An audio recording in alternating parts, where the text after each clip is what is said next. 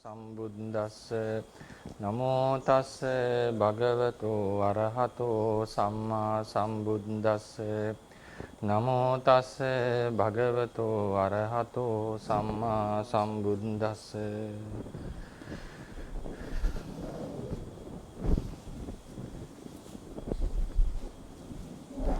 ගෞරවනීය ස්වාමීන් වහන්සේලා වරක් ප්‍රමුඛ මහා සංඝරත්නයන් අවසරයි. අද අපි කතා කරන්නේ අලුත්ම මාතෘකාවක් අසංකත පරමාර්ථ කියන මාතෘකාව. අසංකත පරමාර්ථ.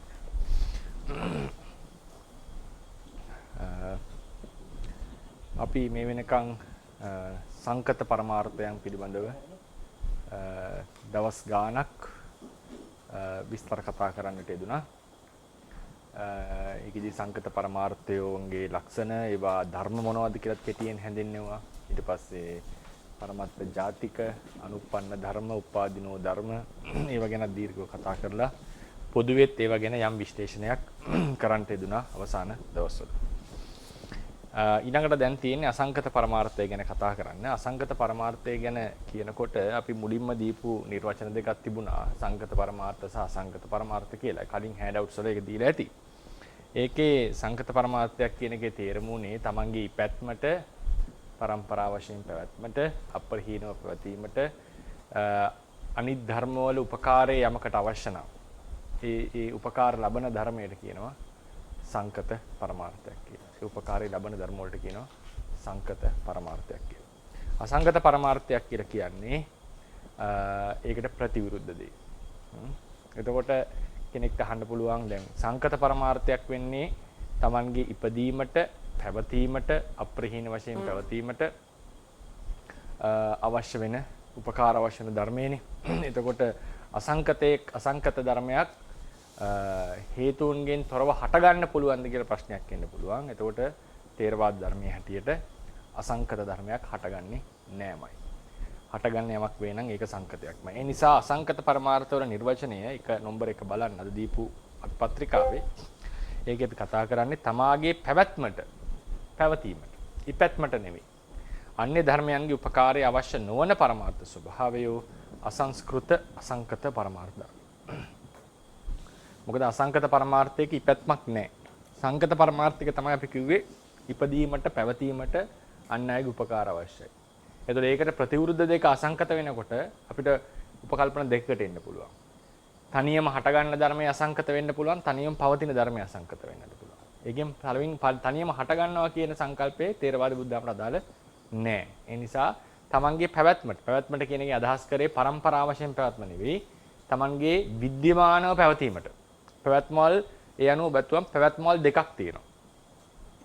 පරම්පරා වශයෙන් යම් ධර්මයක් දිගින් දිගට පවතිනවා කියන එක පැවැත්ම. පරම්පරා වශයෙන්. අනිත් එක තමයි පරම්පරා වශයෙන් පවතින්නේ නැතුව එක දිගටම එක ස්වභාවයක් ලෙස පැවතීම. දැන් මේ අසංකත පරමාර්ථ ධර්ම වල තියෙන ඒ වගේ විද්‍යමානත්වය. ඒවා ඉපදෙනවා, බිඳෙනවා, පරම්පරා වශයෙන් පවතින ධර්ම නෙවෙයි. ඊළඟට නම්බර 2 අපි කියනවා අසංස්කෘත නැත්නම් අසංකත පරමාර්ථය අවස්ථා භූමිහුය. ඒවා අවස්ථා භූමි. ඒවා මේ අපි ගන්න උපාද තිති භංග තියෙන වෙනම ධර්ම නෙවෙයි. ඒවා අවස්ථා. ඒවා අහවල් තන අහවල් පවතිනවා කියලා කියන්නට පුළුවන් දේවල් නෙවෙයි. ඒවා අවස්ථා භූමි. ඒවා අවස්ථා භූමි. ඉතින් මේකෙදී ඔය මේ දැන් පරමාර්ථ ධර්මයක් කියලා කිව්වම ඒකේ අපි මතක දන්නේ අර ලිස්ට් එකේ උඩින්ම තිබ්බනේ පරමාර්ථ කියලා එක. ඒකනේ අසංකත සංකත කියලා දෙකට බෙදුනේ නේද? පරමාර්ථක සංකත අසංකත කියලා දෙකට බෙදුනා. ඒ පරමාර්ථ කියන එකට තියෙන සුදුසුකම තමයි ස්වභාව ලක්ෂණයකින් යුක්ත වීම කියන්නේ. ඒ පරමාර්ථ ධර්මයක් වෙන්නට නම් ඒක තවත් සහජාත ධර්ම සමග හට ගන්නට ඕන. පරමාර්ථ ධර්මයක තව ලක්ෂණයක් තමයි සංකත පරමාර්ථ මම කියන්නේ.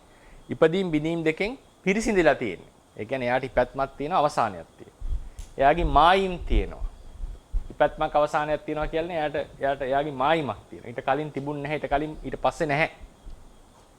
එතකොට ඉපදීම් බිඳීම් තියෙනවා කියන එකේ එක අර්ථයක් තමයි ඒ ධර්මයට සීමා මායිම් තියෙනවා. ධර්ම වශයෙන් වෙනම දැක ගන්නට පුළුවන්. අර මුලින්ම උඩින්ම කටපු පරමාර්ථ කියලා මාතෘකාවක් අපි කතා කරන්නේ. උඩින්ම තිබුණේ පරමත්ත ඊට පස්සේ දෙකට බෙදුණානේ සංකත අසංකත කියලා නේද? ඒ පරමත්ත කියන එකෙන් අපි අදහස් කළේ ස්වභාව ලක්ෂණයක පැවතීම. ඒක සාමාන්‍යයෙන් ඔය මේ අපි ඉංග්‍රීසියෙන් කියන ඇබ්ස්ට්‍රැක්ට් අයිඩියා එකක් කියලා. ඇබ්ස්ට්‍රැක්ට් අයිඩියා එකක්. ඒ කියන්නේ ඒක සත්‍ය වශයෙන් විද්‍යමාන එකක් නෙවෙයි තේරවාදයේ හැටියට. ඒක සත්‍ය වශයෙන් විද්‍යමාන නෙවෙයි. ස්වභාව ලක්ෂණය කියලා එකක් තියෙනවා. ඒ ලක්ෂණය අපිට හම්බ වෙන්නේ පරමාර්ථ ධර්ම ලෙස. හරිනේ? පරමාර්ථ ධර්මත අපිට හම්බ වෙන එක. ඒකේ අවස්ථා තමයි පරමත්ත ජාතික අනුප්පන්න ධර්ම ආදී තියෙන්නේ. අර උඩින්ම තියෙන පරමාර්ථ එක කොහෙවත් පවතින එකක් නෙවෙයි. ඒ කොහෙ පවතින එක නෙවෙයි. දැන් ඒ කියන්නේ උදාහරණයකට මෙහෙම කිව්වොත් පැහැදිලි වෙයි. දැන් එක දර්ශනයක තියෙනවා දාර්ශනිකයෝ සමහරු ඉන්නවා බටහිර. ඒකට කියනවා මේ redness and red objects. රතු වස්තු සහ රතු බව. හරිනේ? එතකොට ඒකට කියනවා රතු බව කියලා දෙයක් ලෝකේ තියෙනවා. රතු බව නමින් දෙයක් ලෝකේ තියෙනවා. ඒක අනුව තමයි රතු ඔබ්ජෙක්ට්ස් තියෙන්නේ. සබ කට්ටියත් කියනවා නෑ රතු බව කියලා දෙයක් නැහැ. රතු ඔබ්ජෙක්ට්ස් තමයි ලෝකේ පවතින්නේ. ඒ අනුව අපි රතු බව කියන එක අපි තේරුම් ගන්නවා. දැක්කද මේ ක්‍රම දෙක? රතු බව කියලා යම්කිසි අවස්ථාවක් පවතිනවා ලෝකේ කියන්න පුළුවන්. හරිනේ? ඊට පස්සේ ඒ රතු බව අනුව රතු ධර්ම අපිට හම්බ වෙනවා. අනිත් ක්‍රමය තමයි දැන් තියෙන රතු ධර්ම විතරයි. ඒ අනුසාරයෙන් රතු අවස්ථාවක් අපි තේරුම් ගන්නවා. රතු කියලා රතු භව කියලා එක. ඒ වගේ දැන් පරමාර්ථ ධර්ම තමයි අපිට සාමාන්‍යයෙන් ස්වභාවයෙන් විද්‍යමානව හම්බ වෙන්නේ.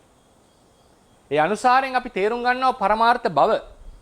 තද ගතිය කියන එක. පොදුවේ තේරුම් ගන්නවා. එතකොට පොදුවේ තද ගතිය කියලා දෙයක් කොහෙවත් ගැබ් වෙලා තියෙනව නෙවෙයි.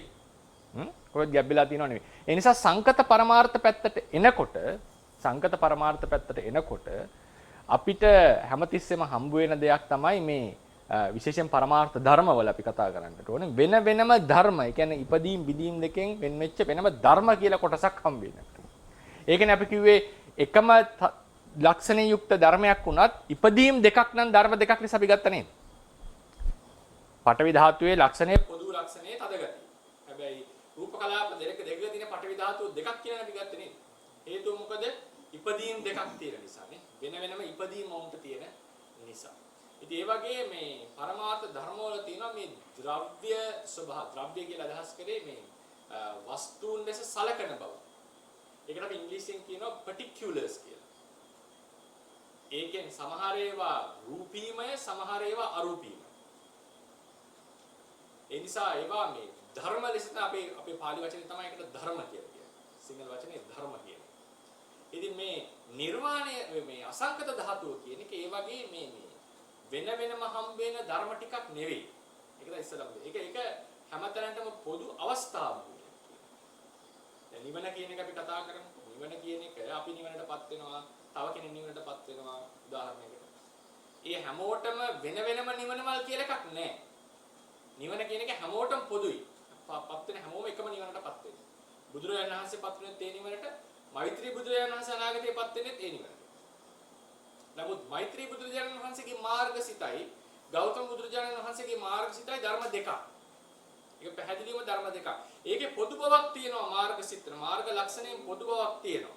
ඒ පොදු බව කොහෙවත් ගැබ් වෙලා තියෙන එකක් නෙවෙයි. ඒ පොදු බව කොහෙවත් ගැබ් වෙලා තියෙන එකක් නෙවෙයි. ඒක ඇබ්ස්ට්‍රැක්ට් ගතියක්.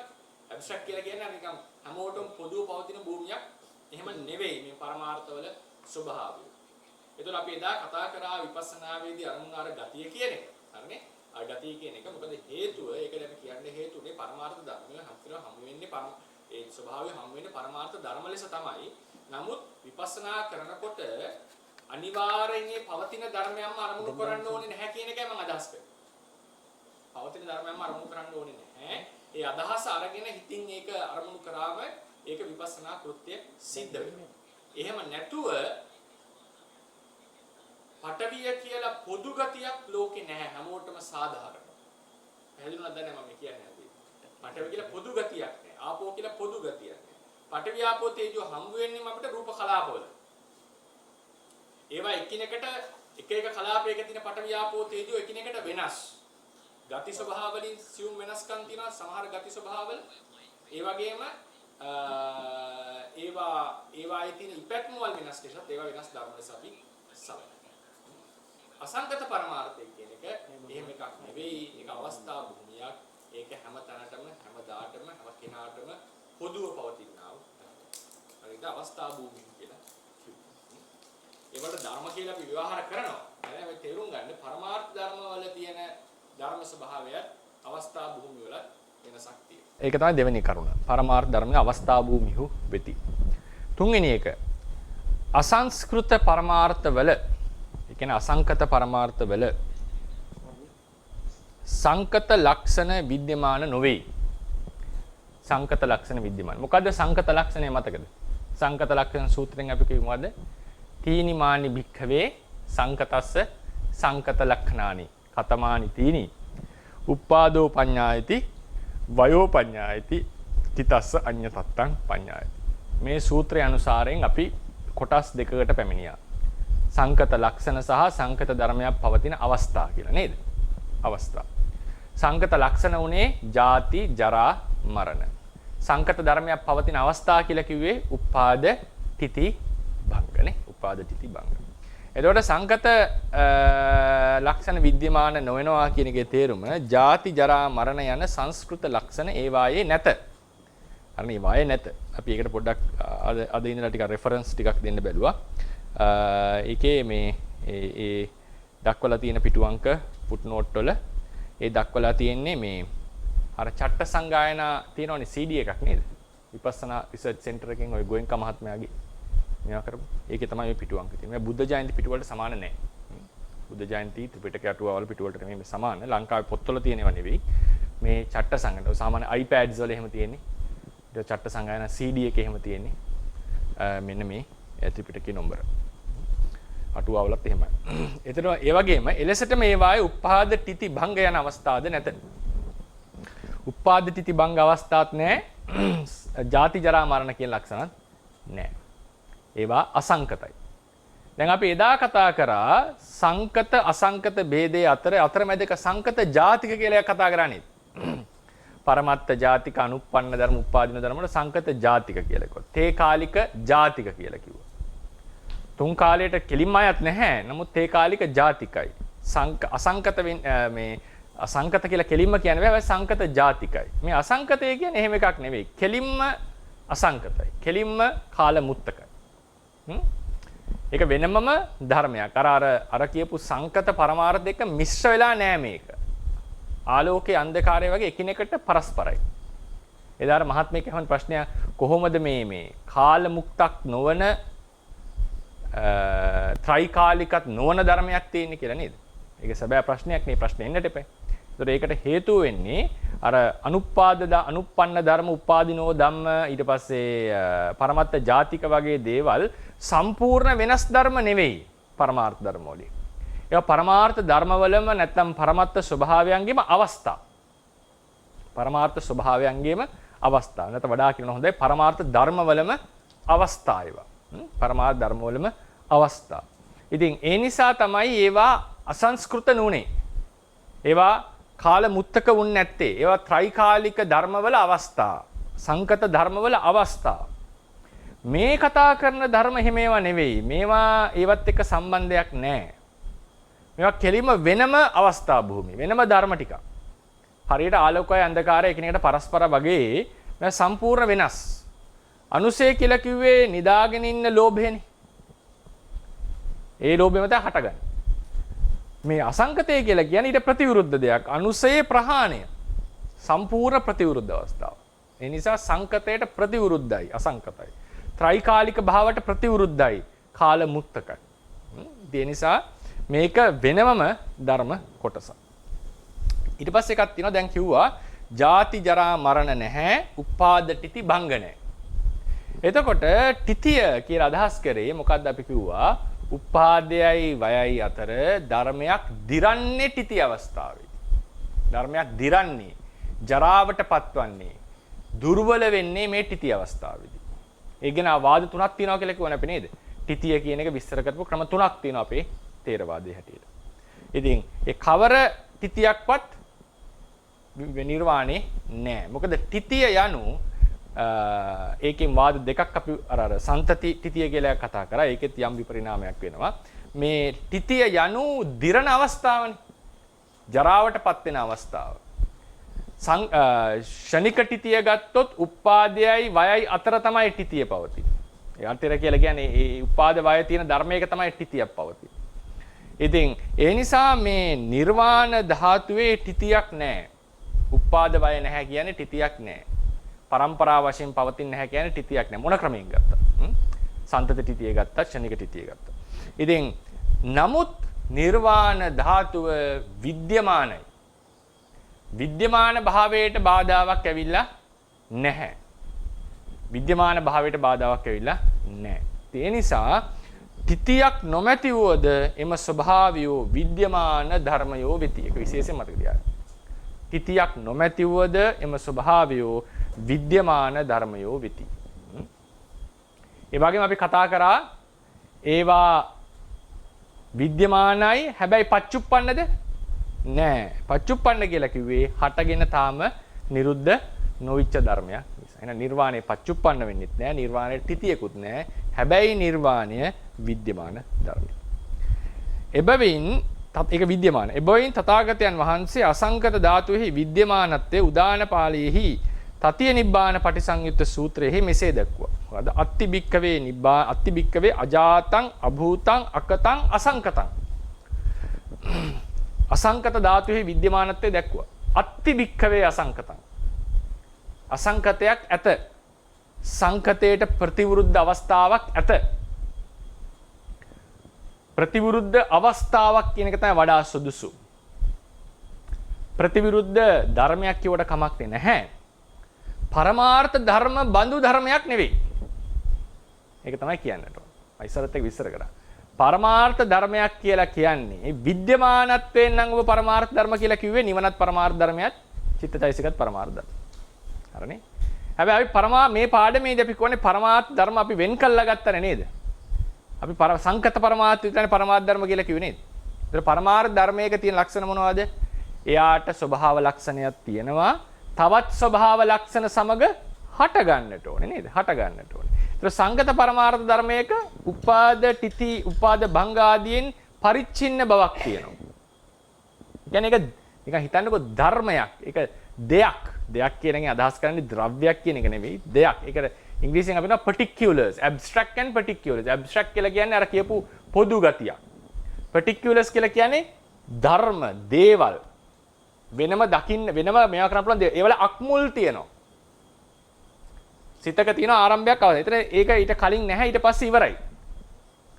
ඒතර මේ තමයි ධර්මවල ස්වභාවය. ධර්ම කියලා මම අදහස් කරේ අර පරමාර්ථ ධර්මවල ස්වභාවය. සංකත ධර්මවල ප්‍රභාව. සංකත ධර්ම. අසංකත ධර්මයක් එහෙම එකක් නෙවෙයි. එහෙම එකක් වුණොත් එහෙම සිතට විරුද්ධ දැන් සිත කියන එක සංකතයක්. ඒකේ ස්වභාව ලක්ෂණ තියෙනවා අවසානයක් ආරම්භයක් අවසානයක් තියෙනවා සීමාවක් තියෙනවා. දැන් මගේ සිත උදාහරණයකට මේ මේසයත් එක්ක නෙවෙයිනේ මේක මේ අභ්‍යන්තරයේ තියෙන එකක්. කොටින්ම කිව්වොත් සිතට අවකාශමය ලොකේෂන් එකක් පනවන්නට පුළුවන්. සිත කියන එක අරූපී ධර්මයක් වුණාට අවකාශයට සම්බන්ධ. ඒක අවකාශයට සම්බන්ධ බවට තියෙන හොඳම සරලම උදාහරණය වස්තු රූපයක් ඇසුරු කරනවා කියන එක. නේද? ඉතින් වස්තු රූපයක් ඇසුරු කරනවා යනුම අවකාශ සම්බන්ධයක් සිතට තියෙනවා කියන එක. නමුත් ඒක රූපයක් නෙවෙයි අරූපී ධර්මයක්. ඒක හටගන්න තැන අපිට කියන්න බෑ. ආවල් චක්කු ප්‍රසාදේ, ආවල් සිත සෝත ප්‍රසාදේ, ආවල් සිත හදේ වස්තුවේ. ඒ කියන්නේ මේකේ ලොකේෂන් වයිස් අපිට කියන්න පුළුවන්. සිත කයෙන් පිට යන්නේ නැහැ. නේද? එතකොට මේකේ සීමා මායිම් අපිට පෙන්වන්නට පුළුවන්. ඒ සිත කියන ධර්මයේ රූපයක් කියන ධර්මයක රූප කලාපයක සීමාවක් තියෙනවා. පටවි ධාතුව හැසිරෙන. ඒක අපි දෙකට කඩනවා. සාමාන්‍යයෙන් ඒක රූප කාණිදි කතා කරනවා. ධාතුවක් රූප කලාපේ ඇතුළට කරන බලපෑ ඇතුළේ තියෙන එක සහ බාහිරට කරන බලපෑ දෙකක් තියෙනවා. නමුත් ඒකේ සීමා මායිම් තියෙනවා. නමුත් මේ අසංකතය කියන එක එහෙම එකක් නෙවෙයි.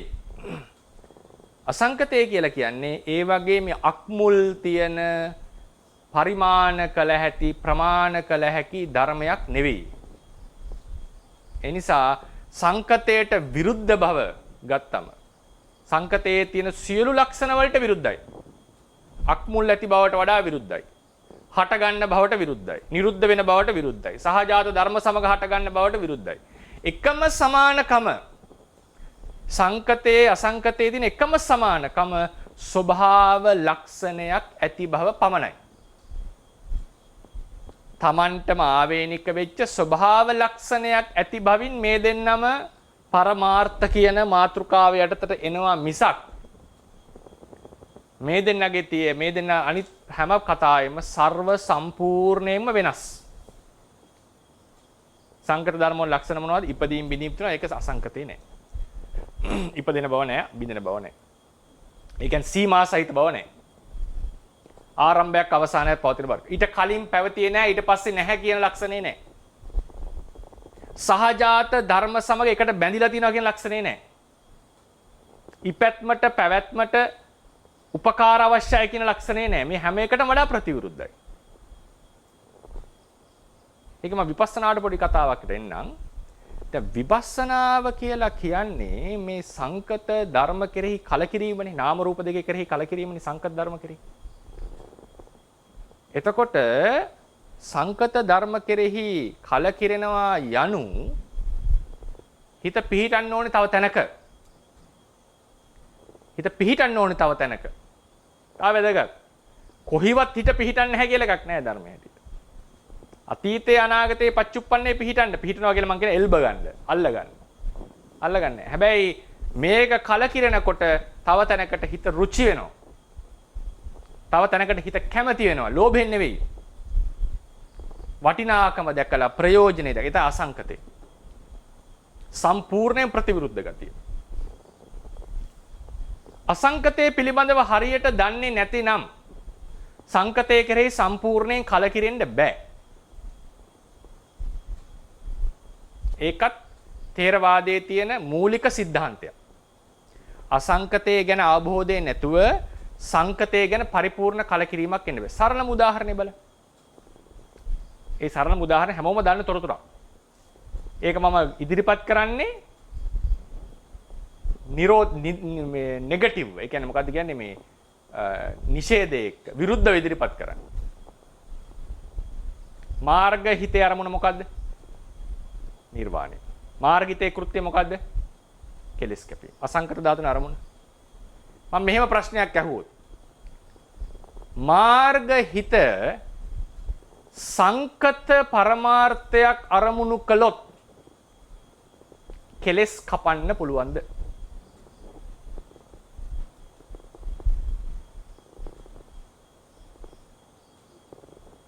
මාර්ග හිත සංකත පරමාර්ථයක් අරමුණු කරලා කෙලස් කපන්න බෑ මාර්ග හිතට. ඒක උදාහරණය රේරුකාණී ස්වාමීන් එක පොතක ලස්සන උදාහරණයක් තියෙනවා. දැන් අපි යම් කිසි රටක් කෙරෙහි කලකිරුණා කියලා හිතන්න ප්‍රදේශයක් කෙරෙහි. නමුත් අපේ ජාත භූමිය නම් මොන ප්‍රශ්නේ තිබ්බත් දාලා යන්නේ නැහැ නේද? මේකක් තියෙනවා නිකන් ඒකට. කැමැතිකමක් තියෙනවා. කෑම වලට කැමති දේශගුණය හුරු වෙලා තියෙන්නේ මව් රට කියලා හැඟීම එනවනේ. ඒතර ගොඩාක් අය මේක අතහැරලා යන්නේ නැහැ. එහෙම අතහැරලා යන අවස්ථා තියෙනවා. මම ඒක වර්ණනා කරනවවත් ඒක නිග්‍රහ කරනවත් නෙවෙයි. ඒක එහෙම කතාවකින් කතා කරනව නෙවෙයි. සාමාන්‍යයෙන් ඒ අතහැරලා යන්නේ ලොකු තීරණයක් ඒක. ජාත භූමිය අතහැරලා යනවා. අපි නොදන්න භූමියකට යන්නේ. නේද? නොදන්න භූමියකට යන්නේ. ඒ නොදන්න භූමියට යන්න කලින් අපි මොනවද කරන්නේ? අපි බලනවා අපි එකපාරට අපි යනවාද දැන් මම නිකන් උදාහරණයකට කියන්නම්. අපි හිතමුකෝ අප්‍රිකාව වගේ රටක මහා යුද්ධ කාල කෝලහලයක් තියෙන රටකට අපි යනවාද මෙහෙන් අතහැරලා? යන්නේ නැහැ නේද? අපි යම් රටකට යන්න කලින් බලනවා ඒකේ සමාජ තත්ත්වය, දේශ ගුණය, මට ඔරොත්තු දෙනවද නේද? ඒකේ ආරක්ෂාව, මිනිස්සුන්ගේ යහපත, ආර්ථික මට්ටම, දරුවන්ට මට ලබා දෙන්න පුළුවන් අනාගතය මේ ඔක්කොම හිතලානේ යන්නේ අපි. නිකන් එකපාරට ඔහේ ඩුවන් ගාලා පනින්නේ නැහැනේ අපි රටකට.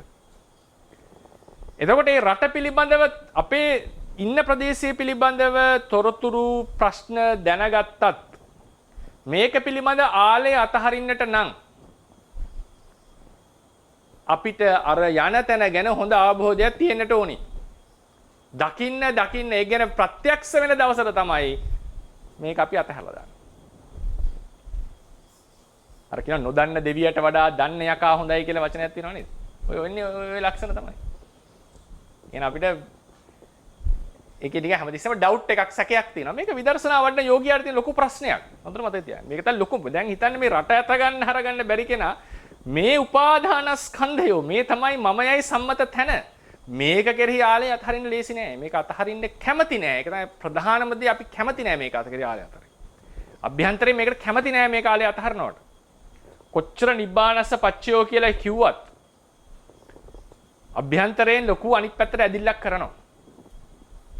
ඒකට හොඳම උදාහරණය හදිස්සි එකපාරට අනතුරක් වෙන්න ගියොත් එන ගැස්සිල්ල බලන්න. එන බය බලන්න. මේකට තියෙන ආරක්ෂා බලන්න. ඒ නිසා ඒක කෙරෙහි ඇලීම කියන එක මුල් බැසගත්ත දෙයක්. ඒක ලොකු දරුණුවට තියෙන දෙයක්. මේක කෙරෙහි ඇලීම අතහරින්නට නම් අසංකතේ පිළිබඳ තොරතුරු පැහැදිලි වෙන්නට ඕනේ, ප්‍රකට වෙන්නට ඕනේ. ඒක සම්පූර්ණයෙන් අතහැරෙන්නේ ඒ කෙලෙසෝ කැපෙන්නේ අසංකතේ ප්‍රත්‍යක්ෂව දකින වෙලාවේදී. ඒ නිසා මාර්ග හිතට අපි අභිධර්මයේ කියනවා නිර්වාණ ධාතුවේ ආරම්මන උපනිශ්‍රය ප්‍රත්‍ය ලැබලා තමයි මාර්ග හිත කෙලස් කපන්නේ. ඒ ශක්තිය ලැබුණ නැත්නම් ඒ ආරම්මනේ තියෙන දායකත්වයේ ලැබුණේ නැතිනම් මාර්ග හිතට කවදාවත් කෙලෙසේ කපන්නට බෑ. ගෝත්‍ර භූ හිතට කපන්න බැරි වෙන්නේ ඒ මාර්ගයේ තියෙන ප්‍රබලත්වයට එකපාර එන්නට බෑ. කාමාවචර මට්ටමින් ලෝකෝත්තර මට්ටමට එන්න තියෙන මේ පාලම තමයි ගෝත්‍ර භූ හිත. ගෝත්‍ර භූ හිත මාර්ගයට ආවර්ජනා ස්ථානයේ තියෙනවා කියලා කියන්නේ. ඒක වෙනම හේතුවක් නිසා. නමුත් මාර්ග හිත සංස්කාරයක් නම් අරමුණු කරේ කෙලස් කැපීම විය නොහැකි. ඒ නිසා එහෙමනම් මේක අපි ආදේශ කරනවා විදර්ශනා ඥානවලට. ඒ නිසා මේක ලස්සන තර්කයක්, මේක ලස්සන පැහැදිලි අදහසක් මේ කියන්නේ. පටිසම්භිදා මාර්ගයේදී පැහැදිලි කරලා තියෙනවා භයතුපට්ඨාන ඥානේ පටන්. උදේවය භංග භය ආදීනව නිබ්බිදා. භයතුපට්ඨාන ආදීනව නිබ්බිදා කියන ඥාන තුනේදී සංස්කාරයන්ගේ දුක්ඛ ලක්ෂණය තමයි වැඩිපුර බලන්නේ. ඒ බලන අතරතුරේදී ඒ දුක්ඛ ලක්ෂණය බලලා ඊට පස්සේ නිර්වාණයෙහි ගුණ මෙනෙහි කළ යුතුයි. මොකද අසංකත ධාතුවේ තතු ඒක ප්‍රත්‍යක්ෂව නෙවෙයි. පෘතුග්ජනයෙක් නම් භාවනා කරන්නේ ප්‍රත්‍යක්ෂව නෙවෙයි. යා අනුසව වශයෙන් ආරයන් වහන්සේ කෙනෙක් නම් කරන්නේ යා ප්‍රත්‍යක්ෂව ඒක මෙනෙහි කරන්න පුළුවන්. විදර්ශනා වඩන්න එපා ආරයන් වහන්සේ ඉහළ මාර්ගඵල වලට නේද? එතකොට ඒ අවස්ථාවේදී නිර්වාණයේ ගුණ කියන එක සංස්කතයන්ට ප්‍රතිවිරුද්ධව මෙනෙහි විය යුතුයි. එතකොට තමයි නියමාකාරයෙන් කලකිරීම ඇවිල්ලා නිවන පමණයි එකම පිහිට කියන අදහස ඇවිල්ලා ඉතිරි මුංචිතු කම්යතා කියන ඥානය නියමාකාරයෙන් උපදින්නේ. ඒ නිසා මේ අසංකතයේ වටිනාකම දැනගන්නවා කියන එක ඉතාම වැදගත්. ඒක විදර්ශනා ඥාන වලට වැදගත්. ඒක පටිසම්භිදාව. ඊට අන්තිමට කියනවා අපේ ථේරවාද සම්ප්‍රදායේ කොච්චර කියනවා නම් ඒක සසර සංස්කාරයන්ගේ නුගුණ මෙනෙහි කරලා නිර්වාණයේ ගුණ මෙනෙහි කරන්න එපේ. ඒක යෝගීන් දෙදෙනාට දෙවිධයකට කරන්න කියනවා. මණ්ඩ ප්‍රඥ යෝගියා සසර නැත්තම් සංස්කාරයන්ගේ නුගුණ 15 ආකාරයකින් මෙනෙහි කරනවා. උප්පාදෝ භයං අනුප්පාදෝ උප්පාදෝ භයං උප්පාදෝ භයං නිමිත්තං භයං පවත්තං භයං පටිසන්ධි භයං ආයුහනා භයං ජාති භයං ජරා භයං කියලා ඔහොම 15ක් වෙනවා. ඒ 15ම පහකට කැටි කරන්න පුළුවන්. ඒ 15ම කියන්නේ අර එකම ඒවා වෙන වෙන විදිහට රිපීට් වෙනවා. ඒ නිසා ඒක පහකට කැටි කරනවා. මොකද්ද? උප්පාද නිමිත්ත පවත්ත ආයුහනා පටිසන්ධි. දැන් මේ පහ ගත්තා කියලා හිතන්නකෝ. මේ පහ සංස්කාරයන් වශයෙන් බය වශයෙන් දුක්ඛ වශයෙන් ඔහොම මෙනෙහි කරන්නට ඕනේ මේ කරුණු පහ. ඊට පස්සේ නිවනට විරුද්ධව අනුප්පාදෝ කේමං අප්පවත්තං කේමං අනිමිත්තං කේමං අනායුහනා කේමං කියලා නිවන ගැන මෙනෙහි කරනවා. ඊට පස්සේ තීක්ෂණ ප්‍රඥයෙක් නම් යෝගියා. එයාට නුවණට වැටහෙනවා නම් කරුණු කාරණා හොඳට. සංස්කාරයෝ කෙරෙහි එකපාරක් නුගුණ මෙනෙහි කරලා ඊට ප්‍රතිවිරුද්ධව නිවනේ ගුණ මෙනෙහි කරා. ඒ කියන්නේ සංසාරයේ තියෙන ප්‍රශ්න ටික පහ මෙනෙහි කරලා නිවනේ ගුණ පහ මෙනෙහි කරන්න කියලා කිව්වා මන්ද ප්‍රඥයට. පහ පහනේ. තීක්ෂණ ප්‍රඥාට සසර එක නුගුණයක් මෙනෙහි කරලා නිවනේ ගුණය මෙනෙහි කරන්න. දෙවනි නුගුණය මෙනෙහි කරලා ප්‍රතිවිරුද්ධ ගුණය මෙනෙහි කරන්න. ඒ කියන්නේ උප්පාදෝ භයං අනුප්පාදෝ කේමං පවත්තං භයං අප්පවත්තං කේමං නිමිත්තං භයං අනිමිත්තං කේමං ආයූහනා භයං අනායූහනා කේමං පටිසන්ධි භයං අප්පටිසන්ධි කේමං. ඒ තරම් මේක විස්තර වශයෙන් කියයි. මොකද මේ කියන්නේ හේතුව අසංකතේ පිළිබඳ අවබෝධය වැඩගත් සංකතේ පිළිබඳව කලකිරීම ඇති කරගන්නට. ඒකයි මට මෙතන කියන්නට අවශ්‍ය වුණේ. ඒක අපි විදර්ශනා කතාවේදී දීර්ඝ වශයෙන් කතා කරනවා. ඉතින් මේකෙන් බුදුරජාණන් වහන්සේ දේශනා කරා අසංකතයක් ඇත කියන එක. ඊට පස්සේ නම්බර 5ට යන් උපාද භංග අවස්ථා නැති නිසා අසංකෘත පරමාර්ථයෝ අතීත අනාගත පච්චුප්පන්න යන ව්‍යවහාරයනට සුදුසු නැත. ඒවා කාල මුක්ත ධර්මයෝ වෙති. ඒවා කාල මුක්තක ධර්මයෝ වෙති. ඊට පස්සේ එක ඉතාම වැදගත් එකක් නම්බර 6. අසංකත පරමාර්ථයේ විස්තර කරනු ලබන අනෙක් පරයය නම් අසංකතේ ඇත කියලා කියන අත්ති බික්කවේ නිබ්බාන අත්ති බික්කවේ අසංකතං ඇත කියලා කිව්වා. ඊළඟ පරයය තමයි මං කියන්නේ හැමදාම මේක විස්තර කරන්න ක්‍රම දෙකක් තියෙනවා කියලා නේද? නිවන ක්‍රම දෙකකට විස්තර වෙනවා කියලා.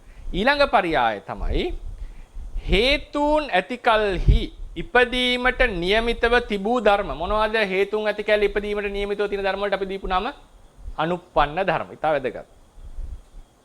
අනුප්පන්න ධර්ම. ඒ නිසා අනුප්පන්න ධර්ම කතා කරලා නිවනට එන්න වෙන අපිට.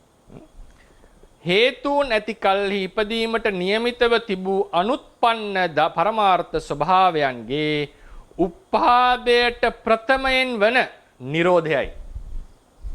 එනම් අනුප්පන්න ධර්මවල නිරෝධය. අනුපාද නිරෝධය කියලා අහලා තියෙනවද? උපදින්නට නියමිත ධර්මයන්ගේ ඉපැත්මට ප්‍රථමයෙන් වෙන නිරෝධය.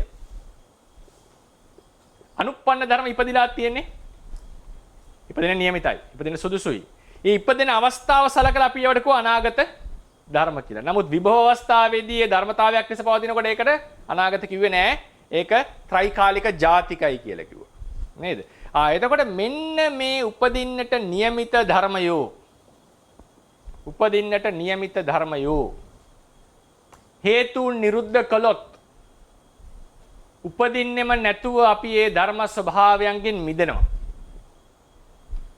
ඒ මිදීම තමයි අසංකතය. සංකතය යනු මේ හටගන්න ධර්මයෝ හේතු නැති කල්ලි හටගන්න ධර්මයෝ. ඒ සංකතයට විරුද්ධ අවස්ථාව කියලා කියන්නේ හේතු නැති කරාම ඒ සංකතේ නොයිපදීමයි. පහළ නොවීමයි. පහළ නොවීමයි. ඒතර අසංකතේ විස්තරන අනිත් ක්‍රමය තමයි උපදින්නට ඇති හේතු නැති කල්ලි ඉපදීමේ නියමිතව තිබූ අනුත්පන්න පරමාර්ථ ස්වභාවයන්ගේ හේතුන් නැති කිරීම නිසා යටපත් කිරීම හොය නැති කිරීම නිසා ඒ ධර්මයන්ගේ උත්පාදයට ප්‍රථමයෙන් වන නිරෝධයට තමයි අනුත්පන්න නිරෝධය අසංකතය කියලා කියන්නේ. ඒක තව ක්‍රමයක්. ඒ වගේම ඒකට කියනවා අනුත්පාද නිරෝධයෙන් අසංකත ධාතුව. ඒ නිසා අනුත්පාද නිරෝධය නිසා දැන් අනුත්පාද නිරෝධය කියන්නේ නිවෙනවා කියන එක නිරෝධයක්. අනුත්පාද නිරෝධාර්ථයෙන් අනුත්පාද නිරෝධාර්ථයෙන් අසංකත ධාතුව නිබ්බාන නමින්ද හඳුන්වනු ලැබේ. හරිනේ? අසංකත ධාතුවක් හේතුන් නිසා හටගන්නේ නැති ධාතුවක්, පවතින ධාතුවක්. එය නිර්වාණ නමින් හඳුන්වන්නේ අනුත්පාද නිරෝධ ශීර්ෂයෙන්. නිබ්බාන කියන එකට අර්ථ දෙකක් තියෙනවා. වානතෝ නික්කන්තං නිබ්බාණං කියලා වර්ථයක් තියෙනවා. නිබ්බන්ති ධීරා යථායම්ප දීපෝ කියලා නිර්වචනයකුත් තියෙනවා. නේද? ත්‍රිපිටකේ. ඒ නිබ්බන්ති ධීරා කියලා කියන්නේ නිවෙනවා කියන එකයි. වානතෝ නික්කන්තං නිබ්බාණං කියලා කියන්නේ තෘෂ්ණාවට අරමුණු වෙන්නේ නැහැ කියන එක. ඒකත් හරි නිර්වචනයක්. වැරදි නෑ නිර්වචන. හරි. වානතෝ නික්කන්තං නිබ්බාණං. මේ අනුත්පාද නිරෝධයෙන් සපක් ලෙස නිවන විස්තර කරනකොට නිවන්නට තියෙන හොඳම එක තමයි නිබ්බායන්ති එත්ත දුක්ඛාති නිබ්බාණං. නිවෙනවා. එහි දුක නිරුද්ධ වන්නේ නුයි නිර්වාණය නම් වේ. මොන දුකද නිරුද්ධ වෙන්නේ? ඉපදිලා තිබිච්ච දුකද? නෑ. උපදින්නට නියමිත දුක, අනුප්පන්න දුක තමයි මේ නිරෝධයටපත් වන්නේ. ඒකට අපි යමු දැන් බෝඩ් එකට. ඒක කොහොමද විස්තර කරගන්නේ කියලා. පැහැදිලි නේද? ඒක උපදින්නට තීමිත දුකේ මිදීම. එතකොට දුකේ නිවීම අර්ථයෙන් නිර්වාණය කිව්වා. දුකෙන් නිවෙනකොට පුද්ගලයා දැන් ඔන්න සම්මුතියක් වශයෙන් හිතන්න පුද්ගලයා කියලා ගන්නවනේ. පුද්ගලයා මොකද වෙන්නේ? දුකෙන් මිදුණා කියනවනේ නේද? දුකෙන් මිදුණා පුද්ගලයා. පුද්ගලයා ලෙස ගත්තොත් සම්මුතියක් ලෙස ගත්තොත් පුද්ගලයා ඉන්නවා කියලා අපි ව්‍යවහාරයේදී දුක නිවෙනවා නම් ඒ ඉන්න තියෙන දුකෙන් මිදුණා කියලාත් කියනවා. ඒ නිසා ඒකට විමුක්තිය කියන වචනේත් තියෙනවා. එලෙසට මේ නිර්වාණය පැමිණෙන්නට තිබුණා වූ දුක්ඛයන්ගෙන් අත මිදීමද වන නිසා විමුක්තිය නමින්ද හඳුන්වනවා. විමුක්තිය කියලා හඳුන්වනවා. විමුක්තිය කියලා ගත්තම ඒතරම්ම විශේෂයෙන් මම කියන්නට ඕනේ. සීල සමාධි ප්‍රඥා විමුක්ති ඥාන දර්ශන වලින් ඒ බෙදීමේදී විමුක්තිය කියන එකට ඵලසිතටත් නිවනටත් විමුක්තිය කියලා කියනවා. හරිනේ? ඊට පස්සේ විමුක්ති ඥානය කියලා එකක් තියෙනවා. විමුක්ති ඥානය කියන එක හතර බෙදෑරුම්. විපස්සනා ඥානයට විමුක්ති ඥානය කියලා කියනවා. මාර්ග ඥානයට විමුක්ති ඥානය කියනවා. ඵල ඥානයට විමුක්ති ඥානය කියනවා.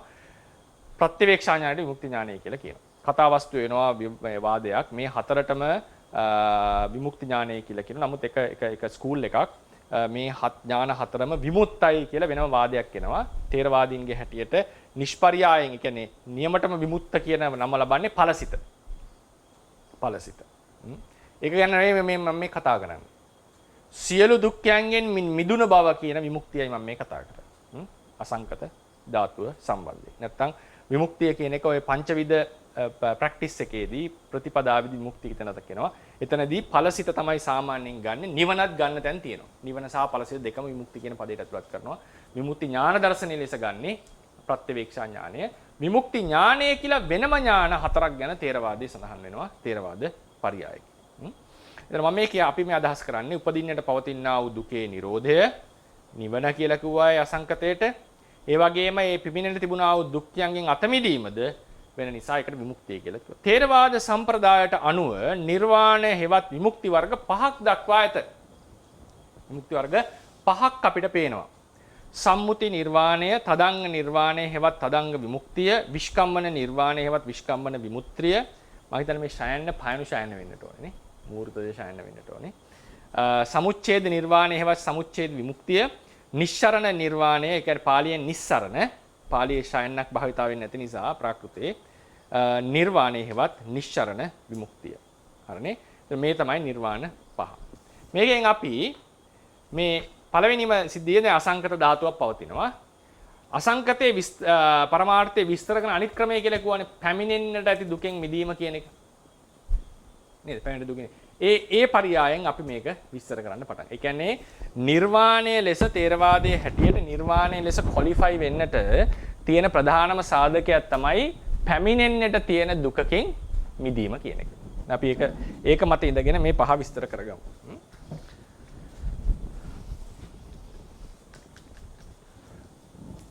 දැන් ඔන්න සාංශාරික වශයෙන් පවතිනවා මේ ජීවිතේ මරණය, ඉපදීම, ඊට පස්සේ අනුප්පන්න දුක පවතින්නට තියෙන මරණය, ඒක ඉපදීම, ජාතිය. අපි ජාතිය කියලා කියමුකෝ. ජාති. ඊට පස්සේ අපි ඒ වගේම කිව්වා එතන කර්මය පවතින්නට ඕනේ. නේද? කර්මයේ උපකාර ලබන්න ඕනේ කාගෙන්ද? අවිද්‍යාව සහ තෘෂ්ණාව. ඊට පස්සේ කලින් ජීවිතේත් මේ විදිහටම නාම රූපේ පැවතුණා. ඒ ජීවිතේත් කර්මය සහ අවිද්‍යාව තෘෂ්ණා පැවතුණා. කර්මය අවකාශ ලැබලා ප්‍රතිඵලයක් ලබා දුන්නා. කලින් ජීවිතයේ අවිද්‍යාවයි තෘෂ්ණාවයි අප්‍රහීනව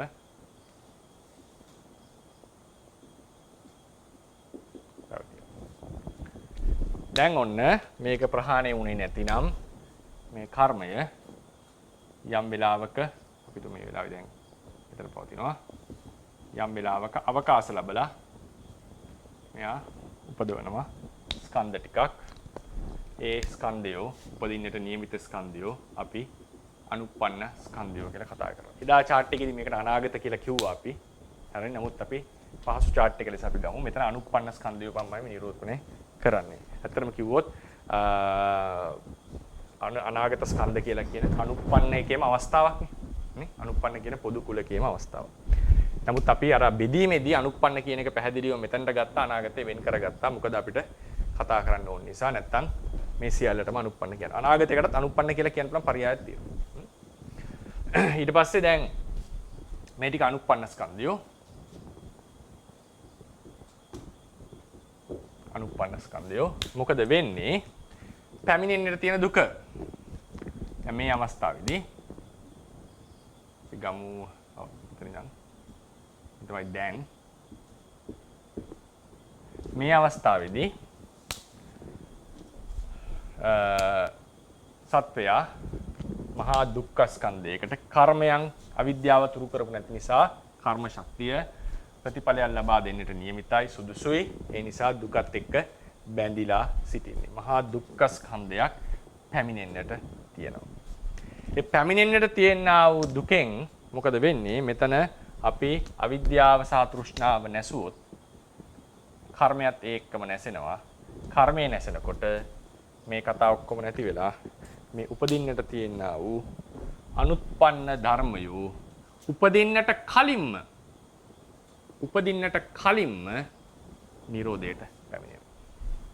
අර නිරෝධයට පැමිණෙනවා. මේකට කියනවා අනුප්පන්න නිරෝධය කියලා.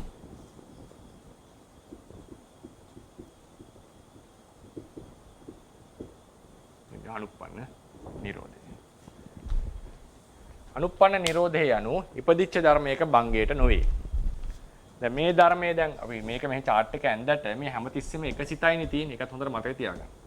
මේ අපි දැන් අඳිනකොට හිතනවා මුළු චිත්ත පරම්පරාවම පස්සේ තියෙනවා කියලා. නමුත් එක වෙලාවක එක සිතයි තියෙන්නේ. ඊළඟට අලුත් සිතක්. අලුත්ම ධර්මයක්. ඒක චිත්ත සමායුත්තා ලහුසෝ වත්තතේ කනෝනේ. එක සිතයි එක වෙලාවක තියෙන්නේ. දැන් එතකොට මේ වෙලාවේදී දැන් මේ සිත නිරුද්ධ මේ වෙලාවේදී මේ එක සිතක්වත් නැහැ. මේ සිත්වල නිරෝධයට අපි නිර්වාණයක් කියන්නේ නැහැ. මොකද ඒ සිත පිළිබඳව එක්ස්පීරියන්ස් එක ලැබලා ඉවරයි. දැන් නිර්වාණ කතාවෙන් ගත්තම මේ ස්කන්ධයන්ගේ පැවැත්මම තමයි දුක. ස්කන්ධයක් යනුම දුකක්. ඒක විස්තර කරන්නේ නැහැ මෙතනදී. මොකද ඒක විස්තර කරන්න ඕනේ විවිධර්ශනාවේදී. මොකද ස්කන්ධයෝ සෑම ස්කන්ධයක්ම දුකක් වන්නේ ඇයි? කියන අපි දීර්ඝව විස්තර කරන්නට ඕනේ විදර්ශනා භාවනාව තේරෙන්නට.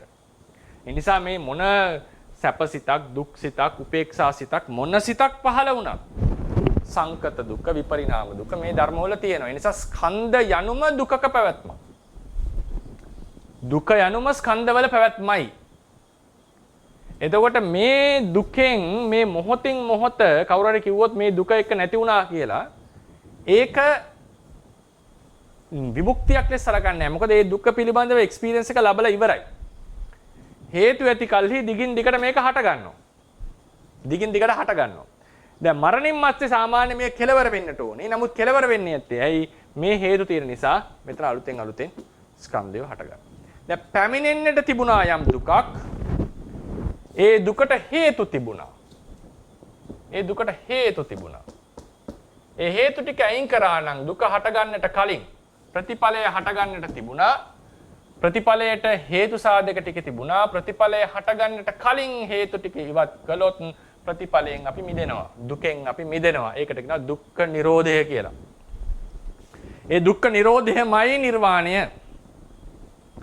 දුක්ඛ නිරෝධයමයි නිර්වාණය. බැරි වෙලා අපි ඉදත්තව කතා කරා නිර්වාණය වෙනම ධර්මයක් වෙලා නිර්වාණය අරමුණු කරමින් මාර්ගයෙන් කෙලෙස් කපලා දුකින් මිදුණා නම් මේ දුකේ අභාවය වෙලක් වුණොත් හුදු අභාව මාත්‍රයක් වුණොත් නිර්වාණය වෙනම ඔබ්ජෙක්ට් එකක් වෙලා නිර්වාණය පරම සැපේ වෙන්නේ නැහැ නේද? දා මතක් වෙනදී ඒ ප්‍රශ්නයක් අහපු නිසා අපි කිව්වා අපි හිතමුකෝ දැන් උපකල්පනය කරමු මේ නිර්වාණය කියන නිර්වාණය කියලා ධර්මයක් තියෙනවා කියලා හිතන්නකෝ. මොනවා හරි ධර්මයක්. අර පරමාර්ථ ධර්ම මම කියන්නේ ධර්ම සහ භූමි කියන එක වෙනස් කරලා පෙන්වන්නේ අපි නේ. ධර්මයක් යනු කවරක්ද භූමියක් යනු කවරක්ද? මේක ධර්මයක් ලෙස හිතන්නකෝ අසංකත. අර පවතින ධර්මය. මේක අරමුණු කරනවා අපි ඉර අරමුණු කරනවා වගේ නිවන අරමුණු කරා. නිවන අරමුණු කරනකොට මාර්ග හිතට ශක්තිය ඇවිල්ලා මේක කැපුණා. හිතන්නකෝ එහෙම එකක්. ඒක ශක්තියෙන්න බෑ එහෙම ධර්මයක් නම් වෙනම කතාවක්. කැපුවා. මේ විනාශ කරා. කෙලෙස් විනාශ කරනකොට උපදින්නට තිබෙන ස්කන්ධය නිරෝධ වුණා. දැන් අපිට තියෙන පරම විමුක්තිය පරම සැපය උනේ දුකේ නැති බවද නිවනද? එහෙම වුණා නම් දුකේ නැති බවනේ වැදගත් වෙන්නේ එතකොට. දුකේ නැති බව වැදගත් වෙලා තියෙනවා. හරිනේ දුකේ නැති බව. ඒතර එහෙනම් නිවන එහෙම වුණ නැත්නම් එහෙම වුණා නම් ඒ විදිහට වුණා නම් නිවන යනු පරම සැපයට පත්වීමට ඇත්තා වූ එක්තරා උපකාරක ධර්මයක් පමණයි. මේ දේශනාව එහෙම නෙවෙයි තියෙන්නේ. නිබ්බානම් පරමං සුඛං නිවන තමයි පරම සැපය. නේද? අර කියන්නේ khයං විරාගං අමතං පනීතං නේද? යදජ්ජගා සක්්‍ය මුනි සමාහිතෝ නතේන ධම්මේන සමත්තිකින් ජය සමාන ධර්මයක් නැහැ. යාවතා භික්කවේ ධම්මා සංකතාවා අසංකතාවා නිබ්බානං තේසා අග්ගමක්ඛායති මදිනින් මදිනෝ පිපාස විනයෝ ආලේ සමුග්ඝාතෝ නිර්වාණේ සියලු සංකත සංකතවන වල උත්තම ධර්මය. ඒක තමයි පරම සැපය. ඒ නිසා මේ නිවන අරමුණු කරන් දුක්ඛ නිරෝධ වෙනවා නෙවෙයි. තේරවාදයේ හැටියට. නිර්වාණයම තමයි අනුපාද නිරෝධය. නිර්වාණයම තමයි අනුපාද නිරෝධය. නිර්වාණ අනුපාද. ඒතකොට එහෙනම් මේ නිර්වාණයේ තියෙන නිර්වාණ භව නිවන දැන් අසංකත ධාතුව කියන එක වෙන විසක නිවන නිවීම කියලා අදහස් කරේ මොකද්ද නිවුනේ? උපදින්නට තිබූ දුක්ඛයාගේ නිරෝධය නිවීම. දුක නිවුනේ. උපදින්නට නියමිත තිබ දුක නිවුනේ. ඒ නිසා මේක තමයි මේ ෆන්ඩමෙන්ටල් තියරිය. මොකද්ද? දුකක් උපදින්නට තියෙනවා. ඇයි දුක උපදින්නට තියෙන්නේ? හේතු තියෙන නිසා. හේතු ටික විනාශ කිරීමෙන් දුකෙන් අත මිදෙනවා. ඕක තමයි මූලිකම સિદ્ધාන්තය.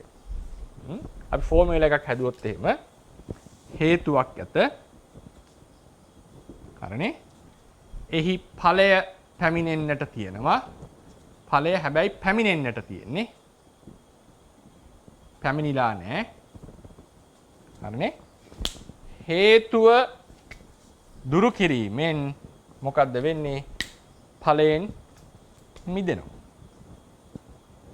අතු පාඩම් මොකක්ද? මිදීම. ඵලයෙන් මිදීම. ඕක තමයි නිර්වාණය විස්තර කරන්න තියෙන ෆෝමියුලා එක. හේතුව ඇති තියෙනවා ඵලෙ ඉපදිලා නැහැ ඉපදින්නට නියමිතයි. හරිනේ? හේතුව නැසනකොට ඒ දුකෙන් මිදෙනවා. දුක නැති වෙනවා. දුක නිවෙනවා. දුක නිරෝධයට යනවා. මොකද තමයි ෆෝමියුලා එක. එතකොට ස්කන්ධයෝ ඒ විදිහට දුර වෙලා යනවා. ස්කන්ධය විදිහට දුර වෙලා යනවා. ක්ලේශයන් ගමු අපි. ක්ලේශයන්. අපි දැන් මේක පොඩ්ඩක් මේවා කරමු. අවිද්‍යාව, තෘෂ්ණාව අපි කිව්වා අනුප්පන්න වශයෙන් මේවා උපදින්නට නියමිතයි කියලා කිව්වා නේද අපි? මේවට අනුප්පන්න ධර්ම කියලා කියන්න පුළුවන් කිව්වා නේද? අනුප්පන්න ධර්ම ලෙස අපිට කියන්න පුළුවන්. එතකොට මොකද වෙන්නේ? මේ අවිද්‍යාව, තෘෂ්ණා දෙක විනාශ වෙනකොට මේ උපදින්නට තිබිච්ච ක්ලේශයන්ට මොකද වෙන්නේ? ඒවත් නිරෝධයට යනවා. ඒවත් නිරෝධයට යනවා. ඒ නිසා ක්ලේශ නිරෝධයත් නිර්වාණය. ක්ලේශ නිරෝධයත් නිර්වාණය. ඊළඟට ආයෙ මේක ලියන්න.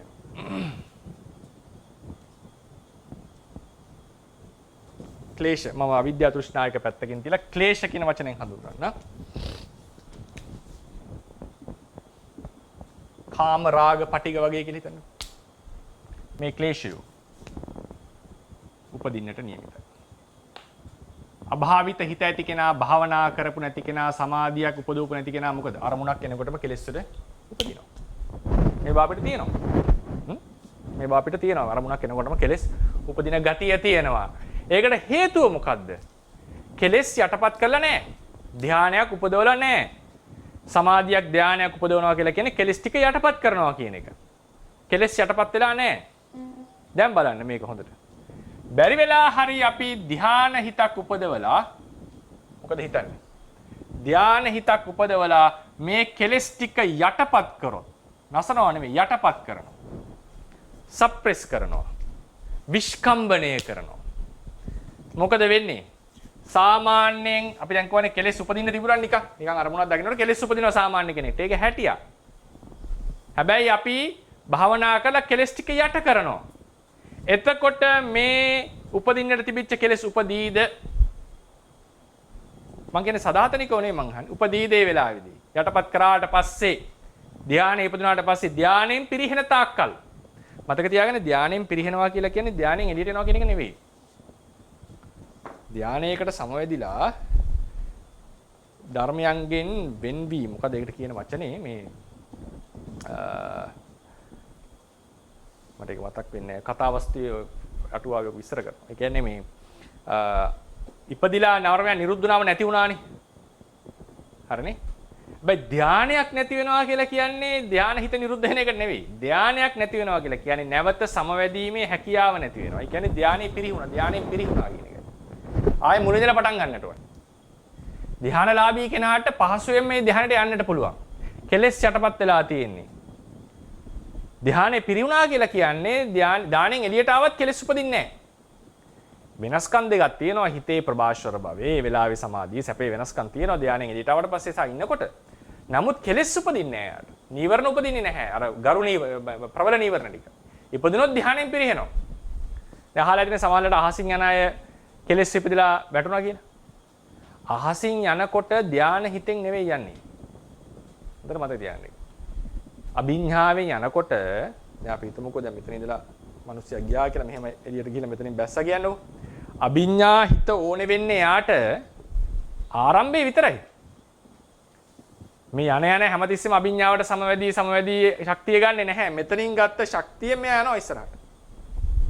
අතරමැද යාට අභිඥාවක් ඕනේ වෙනවා. බැරි වෙලා හරි පර්වතයක් තිබුණොත් ඒක හරහා යන්නේ. මොකද ඒකට වෙන අභිඥාවක්. මේක ගන්නේ ආකාශ වායෝ ධාතු කසිනෙන් තමයි මේක පැන නගින්නේ. ගලක් තිබුණොත් එහෙනම් මැදින් යන්න ආකාශ කසිනෙන් ඒක හදා ගන්නට ඕනේ. ඒ වගේ තව මොකක් හරි වැඩක් කරන්න ඕනත් අතරමැද අභිඥාවක් කරන්න. නැත්නම් අනිත් වෙලාවේ සාමාන්‍ය සිතෙන් යන්නේ. සාමාන්‍ය සිතෙන් යන්නේ. සාමාන්‍ය සියුම් ලෝභ මූල සිත් පහල වෙන්න පුළුවන්. මානෙ වගේ එකක්. බාධා කරන්නේ නැහැ. ඒ නිසානේ අර කාන්තාවගේ හඬ ඇහුනේ. සෝත විඥාණයෙන් ඇහුනේ. දැක්කේ. කෙලෙස් ඉපදුනා මොකද උනේ? ධානයේ පිරිහුණා. ධානයේ පිරිහෙනකොට ධානය ආයි වෙලාවේ නෑ. එයා වෙන සිත් වලින් ඉන්නේ. ආරම්භය විතරයි මේක ඕනේ. එහෙම යනකොට ධානයෙන් පිරිහුණා. එතකොට ඒකත් කියන්නේ ඕනේ එකපාරට ගලක් වටනවා වගේ බෝග් ගල් බිමට වැටෙන්නේ නැහැ. අභිඥායෙන් පිරිහෙනකොට ඒ චතුර්ථ ධානයේ තියෙන අනුභවය නිසා පුළුන් රොදක් වගේ සාමාන්‍යයෙන් වැටෙනවා කියලා කියන්නේ. එතකොට බැරි වෙලා හරි අපි මුහුද මැද වුණා කියලා. එතකොට සාමාන්‍යයෙන් ඒ ධර්මතාවයක් ලෙස හිමින් සැරේ දූපතකට තමයි නතර වෙන්නේ. ගොඩබිමකට. එයාගේ ජීවිතේට අන්තරායක් වෙන්නේ නැහැ. ඒ ධානයේ අභිඥාවේ තියෙන අනුභවයේ නිසා. ඉතින් එතකොට දැන් කොහෙද හිටියේ අපි ධානයෙන් එළියට ආවා කියලා සාමාන්‍ය හිතෙන් ඉන්නකොට කෙලෙස් આવොත් ධානයෙන් පිරිහෙනවා. හරිනේ? දැන් ඔන්න ධානයෙන් කෙලෙස් යටපත් කරාම මේ උපදින්නට සාමාන්‍යයෙන් ඉපදින්නට තිබිච්ච කෙලෙස් ටික උපදිනවාද යාට? නියමිතව තිබ්බ කෙලෙස් ටික. ඒ කෙලෙස්ය උපදින්න නැති වෙනවා. මේ නෝපදීම මේක ධානයෙන් පිරිහෙනකොට ආයෙ හිතන්නකෝ ධානයෙන් ක්ලේශ ටික උඩට ආවා කියලා. ඊට පස්සේ ආයෙ දැන් කෙලෙස් උපදින්නට නියමිත වෙනවා. හරිනේ? ඒ ධානයේ ඉන්න මෙතනත් කෙලෙස් උපදින්න ධානයේ ඉන්න ධානයේ නොපිහිර එන තාක්කල් එයාගේ චිත්තසංතානිය පුද්ගලයාගේ චිත්තසංතානිය කෙලෙස් දුකෙන් මිදිලා මේ ෆෝමියුලා එකට දාන්න. හේතුව තිබුණා ඵලය හටගන්නට සුදුසුයි. හේතුව යටපත් කිරීමෙන් සාමාන්‍යයෙන් හටගන්නට තිබිච්ච කෙලෙස් වලින් ඔහු මිදී සිටිනවා. ඒ මිදීම ඒ විමුක්තිය නිර්වාණයක්. හැබැයි එතන වෙනස තමයි කෙලෙස් සම්පූර්ණයෙන් යටපත් කරලා නැති නිසා ඒ නිවනෙන් අපි මිදෙනවා. ඒ අවස්ථාව භූමියෙන් අපි මිදෙනවා. අපි ඒකට නැවටපත් වෙනවා. හැබැයි අර කලින් කියපු නිර්වාණයටපත් වෙන්නේ සම්පූර්ණ කෙලෙස් නැසලා නිසා. නැවත ඒකෙන් එළියට එීමක් නැහැ. ඒකෙන් චුත වීමක් නැහැ. අපේ චන්තානේ. ඔකයි උතන වෙනස.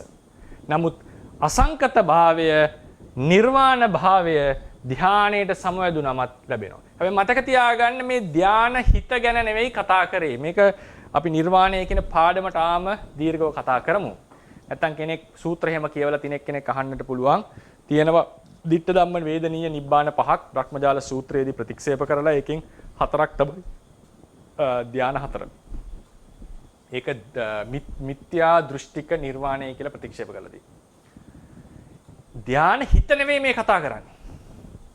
ධාන හිත නිසා කෙලෙස් යටපත් වුණාම උපදින්නට තිබිච්ච කෙලෙස් වල නිරෝධයක් තියෙනවා. අනුප්පන්න නිරෝධයක්. ඒක සදාකාලික නෑ. මොකද කෙලෙස් හේතුව යටපත් කිරීමක් කරලා තියෙන්නේ. හේතුව නැසලා නෙවෙයි. ඒ නිසා ඒකත් මේ නිර්වාණ කියන කතාවට ගැලපෙනවා. ඊළඟට හතරවෙනි ක්‍රමය.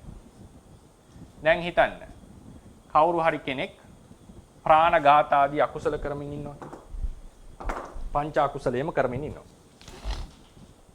මොකද වෙන්නේ? ගානක් නැහෙනි. මදුරුවෙක් මහුවත් මරනවා, බඩගින්නක් අවසන් මරණයක් මරන් කනවා, ගෙදර බඩමුත් නැත්නම් වෙන කෙනෙක්ගේ දෙයක් හොරකම් කරනවා නේද? ඒක සාමාන්‍ය ස්වභාවය යාට. මොකද යා කෙලස් ටික ඇවිස්සලා, යා යටපත් කළා නැහැ. එහෙනම් මොකද වෙන්නේ? උපදින්නට ආම නියමිතයි මේ කෙලස්. නිතර නිතර උපදිනවා යාගේ. දැන් මේ අවස්ථාව කියලා හිතන්නකෝ. මේ දිගටම කෙලස් උපදව හිටියේ. හරිනේ? දැන් මේ වෙලාවේදී සත්පුරුෂයෙක් ඇවිල්ලා ආදීනව කියලා දීලා මෙයා දැඩි අදිෂ්ඨානයකින් අවංකව සීලයක් සමාදන් වෙනවා. මොකද වෙන්නේ? කෙලෙස් වලට ලොකු බලපෑමක් එනවා. එයා නැවත සීලය කඩා ගන්න තාක්කල් මෙතනදී කඩාගත්තා කියලා හිතන්න. මේ තාක්කල් උපදින්නට තිබුණා නම් සාමාන්‍ය විදියට හිටියා නම් උපදින්නට තිබිච්ච සියලු කෙලෙස් උපදින්න නැතු වෙනවා. මේකට කියනවා තදංග නිර්වාණය කියලා. මේක දුකින් මිදීමක්. ෆෝමියුලා එකට දාමු. හේතුවක් තිබුණා, කෙලෙස් හොඳටම තිබුණා. අනුසය මට්ටමින් නිතර කෙලෙස් උපදිනවා. දැන් ඔන්න මේ අවස්ථාවේදීත් ගත්තොත් එහෙම අපි zoom පෝස් කරලා ගත්තොත් දැන් මේ අවස්ථාව ඉදිරියට දැන් ඔන්න කෙලෙස් උපදින්නට නියමිතයි. ඒ මොකද අනුසය හොඳටම ඇවිස්සিলা. සත්පුරුෂයෙක් හම්බුණා, බණ කිව්වා, සිල් සමාදන් වෙලා කෙලෙසේ යම් ප්‍රමාණයක අදිෂ්ඨාන කරලා යටපත් කරගත්තා. ප්‍රතිවිරුද්ධ විරති උපදවාගෙන. මොකද උනේ? අර වගේ සාමාන්‍ය විදිහට උපදින්න තිබිච්ච කෙලෙස් වලින් මිදෙනවා. හැබැයි යම් කාලයකට తాවකාලිකයි. తాවකාලික කියන්නේ සීලේ ඉන්න තාක්කල් මිදෙනවා. මොකද හේතුව එන්න පුළුවන්. අර රබර් බෝලේ උඩට එනවා වගේ වතුර යට කරලා තියෙනවා. ඔය හතරවෙනි එක. පස්වෙනි එක. පස්වෙනි එක කියන්නට ඕනේ. දැන් අපි හිතමු උදාහරණයකට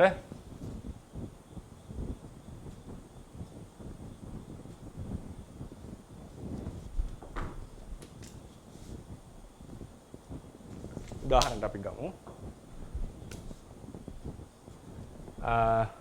මේ අවස්ථාව අපි ගමුකෝ. එවන කලින් ජීවිතය මේ ජීවිතය. මේකෙන් දැන් මම මේ කලින් ජීවිතේ මරණ අවස්ථාව කියලා හිතන්න, මැරෙන්න යන අවස්ථාව. දැන් මෙයා හිතන්න අපි හිතමු මේ සුගතියකට ඇවිල්ලා ඉන්න අපි කියලා හිතමුකෝ. සුගතිය ආත්ම භාවය. හරිනේ? දැන් මේ මරණාසන්න අවස්ථාවේදී මොකද හිතන්නේ? හේතුව මොකද්ද? ෆෝමියුලා එක හේතුව පවතී, ඵලයේ උපදිය හැකි. හේතුව යටපත් කිරීමෙන් හෝ විනාශ කිරීමෙන් ඵලයෙන් මිදෙයි. දැන් හිතන්න. මේ අවස්ථාවේදී ඊළඟ කලින් ජීවිතේ අපි ළඟ තිබුණේ නැතිද කර්ම සතර ආපාය උපදී? තිබුණ නැද්ද? තිබුණා. ඕන තරම් තියෙනවා, දැනුත් තියෙනවනේ සසර කරපු. මේ ජීවිතේ කලින් ජීවිතේ කරපු එකෙම ඊළඟ ජීවිතේ උපදින්නේ. එහෙම එකකුත් නැහැ. නේද? සසර කරපු අකුසල වෙලා ප්‍රතිසන්දි ගන්නට පුළුවන් අපාය. සුගතියට යන්න පුළුවන් විදිහට. ඒ කියන්නේ එක මලක් පූජා කරලා මෙච්චර ප්‍රමාණයක් සුගතිය ගියා කියලා සමහර කතා තියෙන්නේ. එතකොට අපි ළඟ තිබිලා තියෙනවා හේතුව දුගතිය උපදින්නට. දුකටපත් වෙන්නට. හරිනේ? දැන් හිතන්න මොනම හරි ක්‍රමයකින් ඒ අකුසල් අපි සුගතියක ඉපදුනා යනු කවරක්ද කොහොමද විස්තර කරන්නේ? ඒ ඉදිරිපත් වෙන්න තිබිච්ච අකුසල් වලින් කුසල කර්මයක් මතුවෙලා අකුසල කර්ම වලට අවස්ථාව නොලැබී ගිහිල්ලා තිබිච්ච නිසා අපි මෙන්න සුගතියක උප්පත්තිය ලැබුවා. අපි මේක ෆෝමියුලා එක විදිහට ඇන්දොත් උදාහරණයකට කුසල කර්ම තිබුණා, අකුසල කර්ම තිබුණා. අකුසල කර්ම වලින් මොකද්ද? දුගති උප්පත්තියකටත් ඉඩ තිබුණා. කුසල කර්ම නිසා සුගති උප්පත්තියකටත් ඉඩ තිබුණා.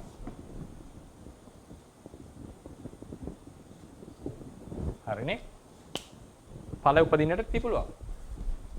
මොකද කරේ අපි? අකුසල කර්මයට අවස්ථාව ලැබෙන්නේ නැතුව මොනවා හරි හේතුවකින් කුසල කර්මය උඩට ආවා. ඒක අනුන්ගේ උපකාරයෙන් වෙන්න පුළුවන්, තමන්ම සිහියෙන් ඉඳලා වෙන්න පුළුවන්. කවර හෝ හේතුවක් නිසා මේක යටපත් වුණාට පස්සේ මේ කර්මයට අවස්ථාව ලැබුණා. නැවත වෙන කර්මයක් ඉදිරිපත් වෙන තාක්කල්, ඒ කියන්නේ වෙන කර්මයක් ඉදිරිපත් වෙනවා කියන්නේ ආපහු වෙන ජීවිතයක් නේද? තවත් කර්මයක් ඉදිරිපත් වෙන තාක්කල් මේ කර්මයට තමයි අවස්ථාව ලැබිලා තියෙන්නේ. ඒ හේතුව මතුවෙන තාක්කල් මේ හේතුව ජය ගන්නවා. මේ තිබිච්ච හේතුව යටපත් වුණා. මේ ඉන්නාතා. එතකොට ඒකෙන් උනේ මොකද්ද? සුගතියේ පහළ වෙන්නට තිබිච්ච දුකෙන් අප මිදෙනවා. ඒ ඉන්නා තාක්කල් ඒ දුකෙන් මිදිලා ඉන්නේ. සුගති ආත්ම භාවයක් ලැබුවා යනු දුගති භයෙන් මිදුණා කියන එකයි. මේක නිර්වාණයක්. ඒක සම්මුති නිර්වාණය කියලා.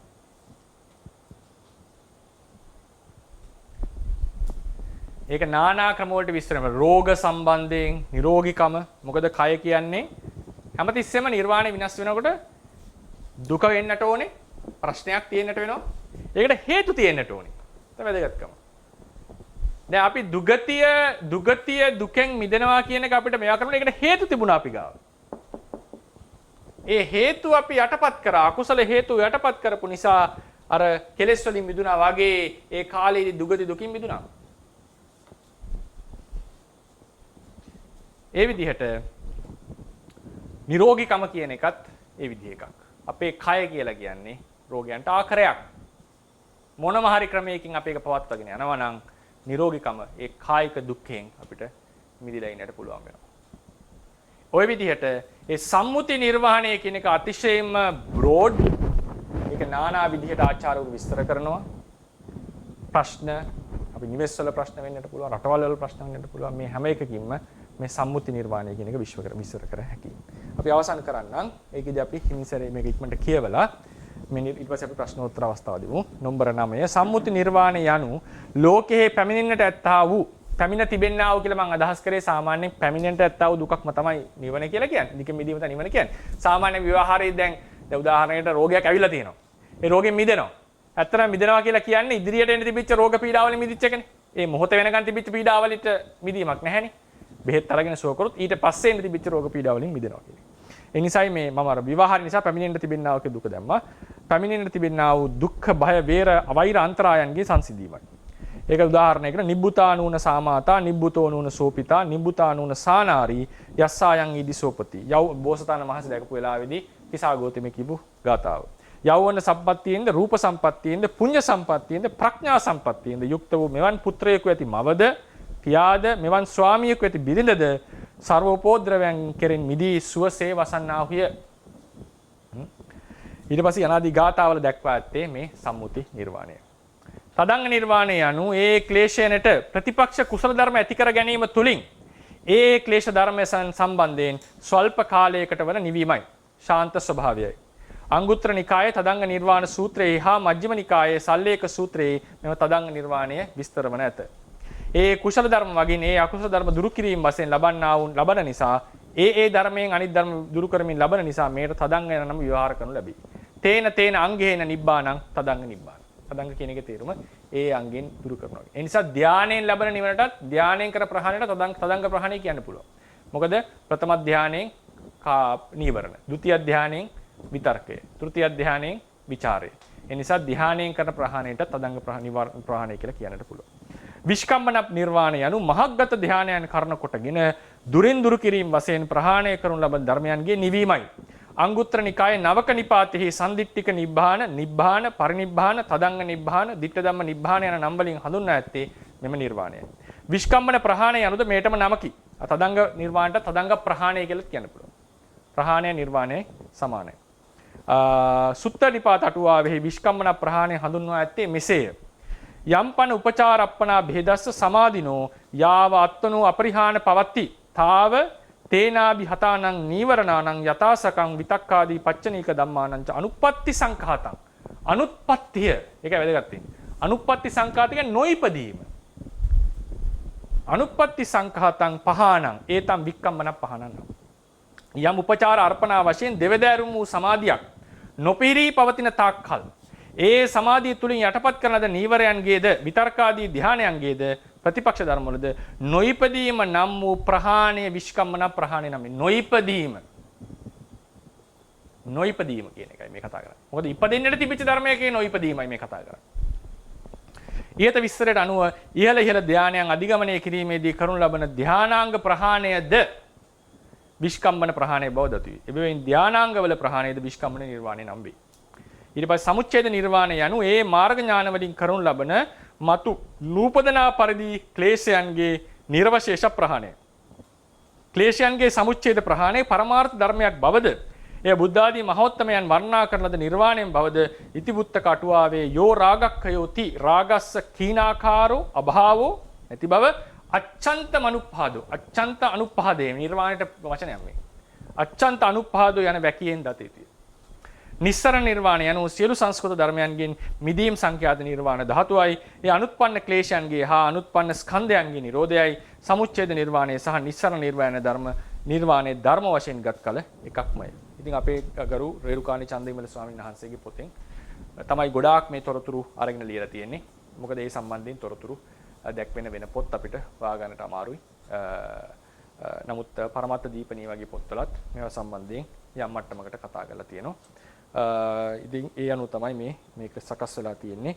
පෙලෙන් ගන්න පුළුවන් රෙෆරන්ස් ටික මම දීලා ඇති. නමුත් මතක අපි කතා කරන්නේ මේවා අපි එක එකක් අරගෙන වෙනම දීර්ඝව කතා කරනවා නිර්වාණ පාඩමේදී.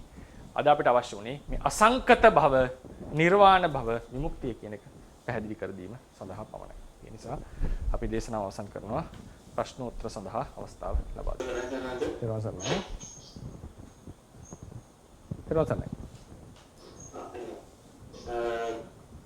නිවන සම්බන්ධයෙන් නිවන සහ සංස්කාර ධර්ම සම්බන්ධයෙන් කතා කරන මේ විශේෂත්වය ප්‍රයත්නක් නැහැ නිවන ඇත්ත කියන අර්ථයක් තියෙනවා.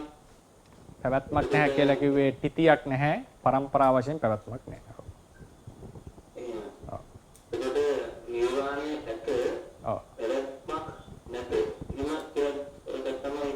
ඒතර පැවැත්ම අපිට නිර්වචනය කරන්න වෙනව නේද? පැවැත්ම ඇත කිය පැවැත්මක් කියලා කියන්නේ ඉපදීම් බිඳීම් වශයෙන් පරම්පරා වශයෙන් පැවැත්මක් නැත. උපාද භංග අතර තියෙන තිති වශයෙන් පැවැත්මක් නැත. නැත්තම් නිර්වාණය පවතින ධර්මයක්. ඒ නිසා මේ වචනේ හරි අමාරුයි මේ එකම වචන තමයි යොදා ගන්න තියෙන්නේ. තිති වශයෙන් පැවැත්මක් නැහැ, පරම්පරා වශයෙන් සන්තති පැවැත්මක් නැහැ. නමුත් විද්‍යමාන වශයෙන් පවතින.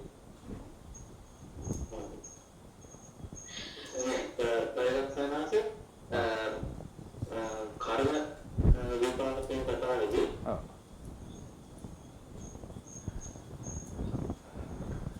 ඥානසික හතකින් ඥානසික හතෙන් අපි පළවෙනි ඥාන සිත ගන්නේ පිටිකම වෙන්නේ කර්ම ලෙසින්. හරි. ඒකත් හතෙන් ඥාන සිත ගන්නේ ඔය එතකොට ඉක්කල මැද තියෙන ජවන් පහ පිටිකම වෙන්නේ වශයෙන් විපාක දෙන්නේ නැද්ද? ගොඩාක් එහා තියෙන මාතෘකාවෙන් ඇහුවේ ප්‍රශ්නේ මේ කර්ම මාතෘකාව යටතේ. කෙටි උත්තරය මම දෙන්නම්. විපාක දෙන ක්‍රම හතරක් තියෙනවානේ. ජානක වශයෙන්, උපස්තම්භක වශයෙන්, උපපීලක, උපඝාතක වශයෙන්. ජනක කෘත්‍යයෙන් විපාක දීමක් නැත. ජනක කෘත්‍ය වශයෙන් විපාක දීමක් නැත. මැද පහ. පළවෙනි එක මේ භවයේ විතරයි, හත්වෙනි එක ඊළඟ භවයේ ඉතිරි මැද පහ දෙකෙන් එහාට. උපස්තම්භක, උපපීලක, උපඝාතක කෘත්‍යයන් සිදු කර හැක. ඒ කියන්නේ අපිට වස්තු ලබා දීමක්, ජීවිතයට උපස්තම්භනය කිරීමක්, සමහරවිට නිന്ദා පහස නගා කර දීමක්, හදිස්සියේ අකුසල කර්මයන් නම් ජීවිතේ නැති කිරීමක්, මේවා ඒ මැදේ වලුත් කෙරෙන්නට පුළුවන්.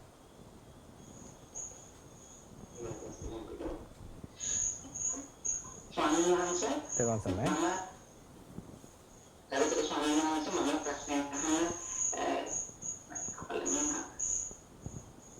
ඕකේ අහන්න. ස්වාමීන් වහන්සේ මට දින මම අහන්නේ දැන් ඔබ වහන්සේ පැහැදිලි කරේ ප්‍රතිසන්දි විපාක වලට අමතරව ඒ විදිහටමද ප්‍රවෘත්ති විපාක වලට මල්පාන්නේ කර්මය.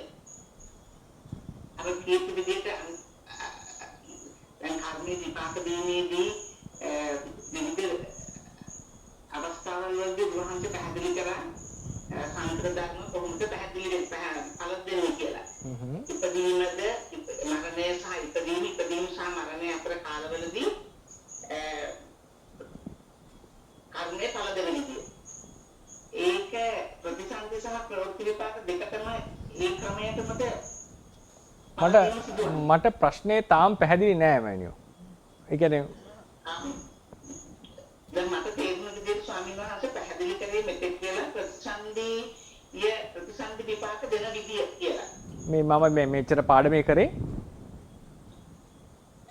මට තේරුනේ එහෙමයි ස්වාමීන් වහන්සේ. එහෙම නැතුව ඒ නැත්තම් ප්‍රවෘත්ති ප්‍රතිසන්දි දෙකමද පැහැදිලි වෙන්නේ. දුක කියලා දැන් මම එහෙනම් මම තේරුම් ගන්න බලන්න උත්සාහ කරන්නම්. ඒ කියන්නේ අපි අනුප්පන්න දුක කියලා කිව්වනේ නේද? අර ඉපදිලා පවතින තියෙන දුක කියලා.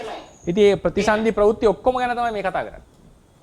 ඔව්. ඉතින් ප්‍රතිසන්දි නැති වුණාම ප්‍රවෘත්තියක් නැති වෙනවා. ඒක ඉතින් ස්වභාවයෙන් වෙන දෙයක්. නමුත් නිවනෙන් මිදෙන්නේ ජාති දුකෙන් විතරක් නෙවෙයි නේද? ජරා දුකෙන් මිදෙනවා, මරණ දුකෙන් මිදෙනවා නේද? සියලු දුක්ඛයන්ගෙන් මිදෙනවා, ව්‍යාධි දුකෙන් මිදෙනවා. ඒතකොට ප්‍රතිසන්දියෙන් විතරක් මිදුණා නම් මරණ දුකෙන් මිදුණා කියන්න බෑනේ බුදුරණන් වහන්සේ. නැත්නම් ජාති දුකෙන් විතරක් මිදුණා. ඒ නිසා මේ ඔක්කොම තමයි කතා කරන්නේ. එහෙමයි ස්වාමීන් වහන්සේ. අපි දෙවෙනි ප්‍රශ්නයට අහන්න ස්වාමීන් වහන්සේ අපිට සතිය කියන චෛතසිකය ඇති වුණාම ඒ එක්කම අනිත් සබ්බ කුසල සාධාරණ අනිත් 19ක් ඇති වෙනවද? අපිට අනිවාර්යයෙන්. තේරවාද ණය ක්‍රමයේ හැටියට කොහොමද කියන්නේ? සර්ව සෝබන සාධාරණ කියලා කියන්නේ ඒකට. සෝබන සාධාරණ චෛතසික සියල්ලම හැම සෝබන සිතකම ඇති වෙනවා. කුසල අකුසල විපාක ක්‍රියා බෙහෙදකින් තොරව. සෝබන සිත් වල ඇති වෙනවා.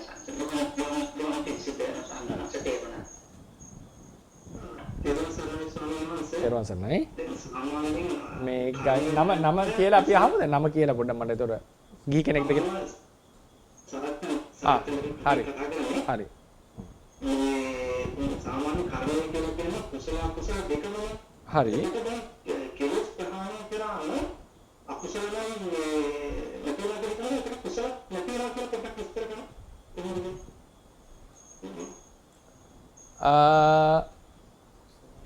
ඒ කියන්නේ මට දැන් අහන්න මේ ප්‍රශ්නේ මොකක් හරි හේතුවක් උඩද ආවේ නැහැ මට තාම හරියටම අල්ලගන්න බෑ එතන මට. ඇයි මම පොඩක් මේක විමස ගන්න අහන්නම් ප්‍රශ්නයක් ඔබතුමාගේ මට ප්‍රශ්නේ විමස ගන්න තේරුම් ගන්න. ඇයි කුසල් ප්‍රහාණය වෙනවා කියලා කිව්වොත් තියෙන ප්‍රශ්නේ මොකක්ද? ඇයි ඒක ගැටලුවක් උනේ?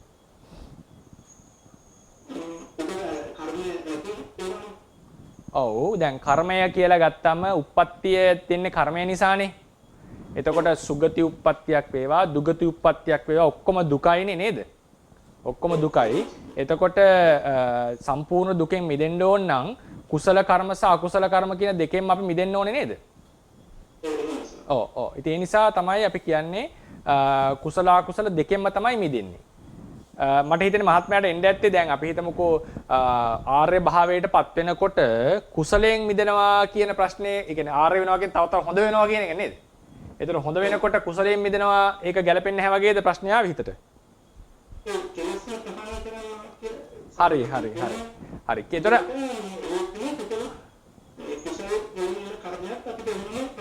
අන්න හරි. ඒක පැහැදිලි. ඒක අපි තේරුම් ගන්නට ඕනේ. අපි උදාහරණයකට ගමු සිත කියන එක. අපි එක වතාවකුත් ඔක සාමාන්‍යයෙන් කෙටියෙන් වගේ විස්තර වුණා. සිත කියලා ගමුකෝ අපි. නේද? සිත හටගන්නේ පරම්පරාව වශයෙන් නේද? එතකොට මේ පරම්පරාව වශයෙන් හිත හටගන්නකොට ඒ සිත් කොටසක් තියෙනවා ජවන සිත් කියලා. හරිනේ? ප්‍රබල සිත්. අපි කියන ජවන සිත් කියලා. හරිනේ? මේ ජවන සිත් හරි ප්‍රබලයි. ඒ වලින් තමයි ඔක්කොම වැඩ කටයුතු කරන්නේ. දැන් අපි ළඟ කෙලස් තියෙනවනේ නේද? ක්ලේශ. එතකොට මේ ක්ලේශ ධර්ම මේ සිතට බලපානවා. මේ කර්මය විස්තර කරන එක ක්‍රමයක් කර්මක්ෂය විස්තර කරන එක ක්‍රමයක්. ක්‍රම දෙකකට විස්තර කරන්න ඕනේ. එතකොට ක්ලේශ වල බලපෑම ජවන හිතට තියෙනවා.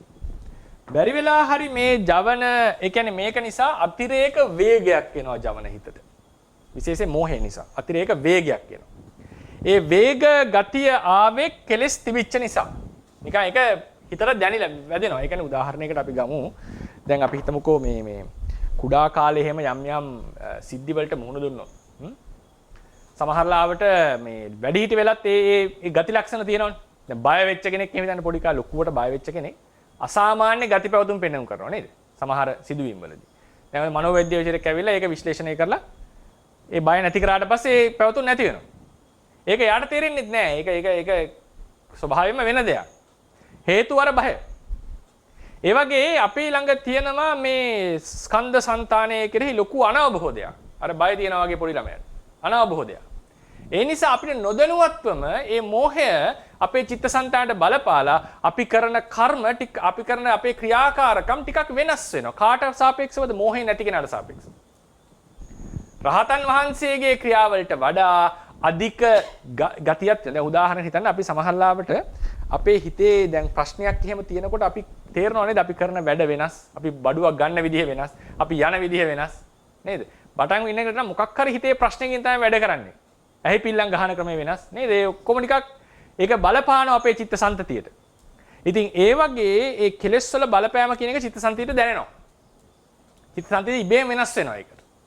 එතකොට මේ අනුස්සය මෝහය තියෙනකොට අපේ ජවන සංතතියට ඒක ලොකුවට බලපානවා. ඒක නිසා තමයි අතිරේක වේගයක් ඇති වෙනවා කියලා කියන්නේ. අපේ අර කරන දේවල් අපි ටිකක් වැඩිපුර උත්සාහයක් ඕනකමක් ඒක අපි හිතලා නෙමෙයි ඒක කරන්නේ. ඒක අනුසය මට්ටමේදී ලෝභය අනවබෝධය නිසා වෙන දෙයක්. ඒක රහතන් වහන්සේගේ නෑ. චිත්තසංතානේ ශාන්ත වෙනවා. මොකද සත්‍ය අවබෝධ වෙලා තියෙන නිසා. ඉතින් මොකද වෙන්නේ? ඒ ක්ලේශය එතකොට ඒ ගතිය නිසා දැන් අපි හිතමුකෝ හොඳ සිතක් පහළ වුණා කියලා. හොඳ ගුණධර්ම නිසා. ඒ වේගය තාම තියෙනවා. ජවන වේගය, ඒ කියන්නේ මේ ක්ලේශයන් වලින් ඇති වෙච්ච වේගය, ජවන නෙවෙයි, ඒකට වේගය නැති වෙන්නේ නැහැ. ඒතර හොඳ හිතක් වුණොත් එහෙම ඒකෙන් ඉතිරි වෙන කර්ම ශක්තිය කුසල කර්ම ශක්තියක් වෙනවා. ඒක බැරි වෙලා නරක හිතක් වුණොත් එහෙම ඒකෙන් ඉතිරි වෙන්නේ නරක කර්ම ශක්තිය. හරිනේ? මේ දෙකට තියෙනවා විපාක ලබා දීමේ හැකියාව. ඒ භව ඇවිල්ලා තියෙන තෘෂ්ණාව නිසා. හරිනේ? ඒ ගතිය ඇවිල්ලා තියෙන තෘෂ්ණාව නිසා. ඒ විපාක ලබා දෙන ගතිය. ඉතින් එතකොට මෙන්න මේ ගති දෙකම ඉතිරි වෙනවා කෙලෙස් නිසා. ඒ නිසා මතක තියාගන්න කුසල් යනු කෙලෙස් වල ප්‍රතිඵලයක්. කුසල් යනු කෙලෙස් වල ප්‍රතිඵලයක්. හැබැයි එකකින් කියන්නේ කුසල් කරන්න එපා කියලා. හොඳ දේවල් කරනකොට අනුසය සහිතව කර්ම රැස් වෙනවා. ඒක ස්වභාවයක්. කෙලෙස් අයින් කරා මොකද උනේ? අර අතිරේක වේගය නැති වෙනවා. අතිරේක වේගය නැති වෙනකොට කර්ම රැස්වීමක් නැති වෙනවා. හොඳ නරක ක්‍රියා වෙන්නේ නැහැ යාතින්. හොඳ ක්‍රියා සිද්ධ කරනවා. හැබැයි කර්මයක් රැස් වෙන්නේ නැහැ. කර්මයක් රැස් වෙන්නේ නැහැ. ඒ කියන්නේ දැන් මෙහෙම කියන්නකෝ. රහත් වෙනකොට දැන් අපි සාමාන්‍යයෙන් කරන හොඳ ක්‍රියා ටිකම තමයි රහත් වෙලත් කරන්නේ. බණ කියනවා, බණ අහනවා, නේද? අනුන්ට උපකාර කරනවා, දන් දෙනවා. මේ සියලු ක්‍රියා ටික කරනවා රහතන් වහන්සේ. වෙනස මොකද්ද?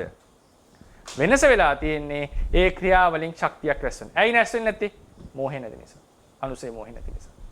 ඔහොම තමයි අපි කුසලය ප්‍රහාණය වෙනවා කියලා කියන්නේ. හේතුව කුසල් අකුසල් දෙකටම හේතුව කෙලෙසයයි.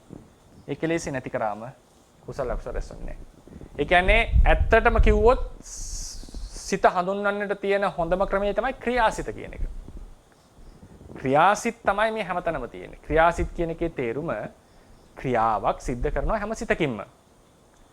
හැබැයි ඒ පහළ වෙන ඇතම් සිත්වල මෝහයේ බලපෑම නිසා ඒ කරනු ලබන ක්‍රියාවට අමතරව මතු අනාගතෙහි විපාක ලබා දීමේ ගතියක් ඉතිරි වෙනවා.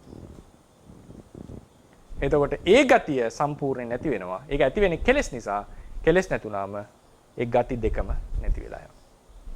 ඒකයි වෙන්නේ කෙලෙස් කුසල් නැති වෙනවා කියන එකේ තේරුම ඒකයි. කෙලෙස් නැති වෙනවා කියන්නේ සංස්කාරයෙන් මිදෙනවා කියන එක නෙවෙයි. ඔව් කෙලෙස් නැති වෙනවා යන්නේ සංස්කාර හේතුවෙන් මිදෙනවා කියන එකයි. සංස්කාර ඇති වෙන්නේ කෙලෙස් නිසා. සංස්කාර භව ඇති වෙන්නේ කෙලෙස් නිසා. සංස්කරණ බව. ඒක නැති වෙනවා කෙලස් නැති වෙනවා. ඒ කුසල වේවා අකුසල වේවා. පැහැදිලි වුණාද මහත්මයා?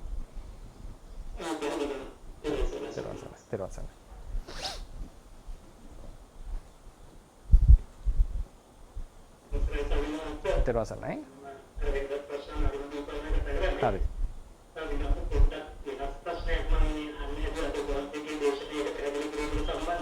අහහ. මම කියලා කෙනෙක් නැත්තම් නිවන් දකින්නේ කවුද කියන ප්‍රශ්නේ. ඒකත් ගැඹුරුයි. අද මට හිතනවා ස්වාමීන් වහන්සේ ඒකට විසඳුමක් ආවා කියලා. මගේ මේ ආපු දැනුම හරිද කියලා අහන්නයි ගත්තේ ස්වාමීන් වහන්සේ. ඇත්තටම මේ මම කියන එක අපි ක්ෂණයක් පාසා හදාගන්නවා. අනාගතේ හදාගන්න මම හදා නොගෙන ඉන්න එක නේද නුන. අද ඔබවන්ගේ දේශනාව අනුව මම මේ කියන්නේ නැත්නම් නිර්වාණය කියන්නේ කියන දෙයක් නැති වෙන නෙවෙයි මත ඇතිවීමට නියමිත දෙයක් නැත්නම් දවස් දෙකක් කියන අනුපන්න දෙයක් මත ඇතිවීමට නියමිත දෙයක් ඇති නොකර ගැනීම නේද ඒවල කියන එකයි ප්‍රශ්නේ ස්වාමීන් වහන්සේ. ඒකත් ප්‍රශ්නේ වෙනස් ඇති මොනවද දෙකේ පැහැදිලි කිරීම බලාපොරොත්තු වෙනවා. හරි.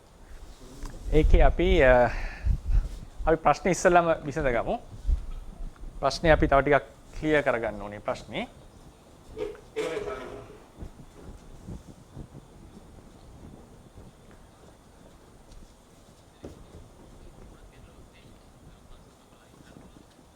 මම රෙකෝඩින් එක කොහොමද?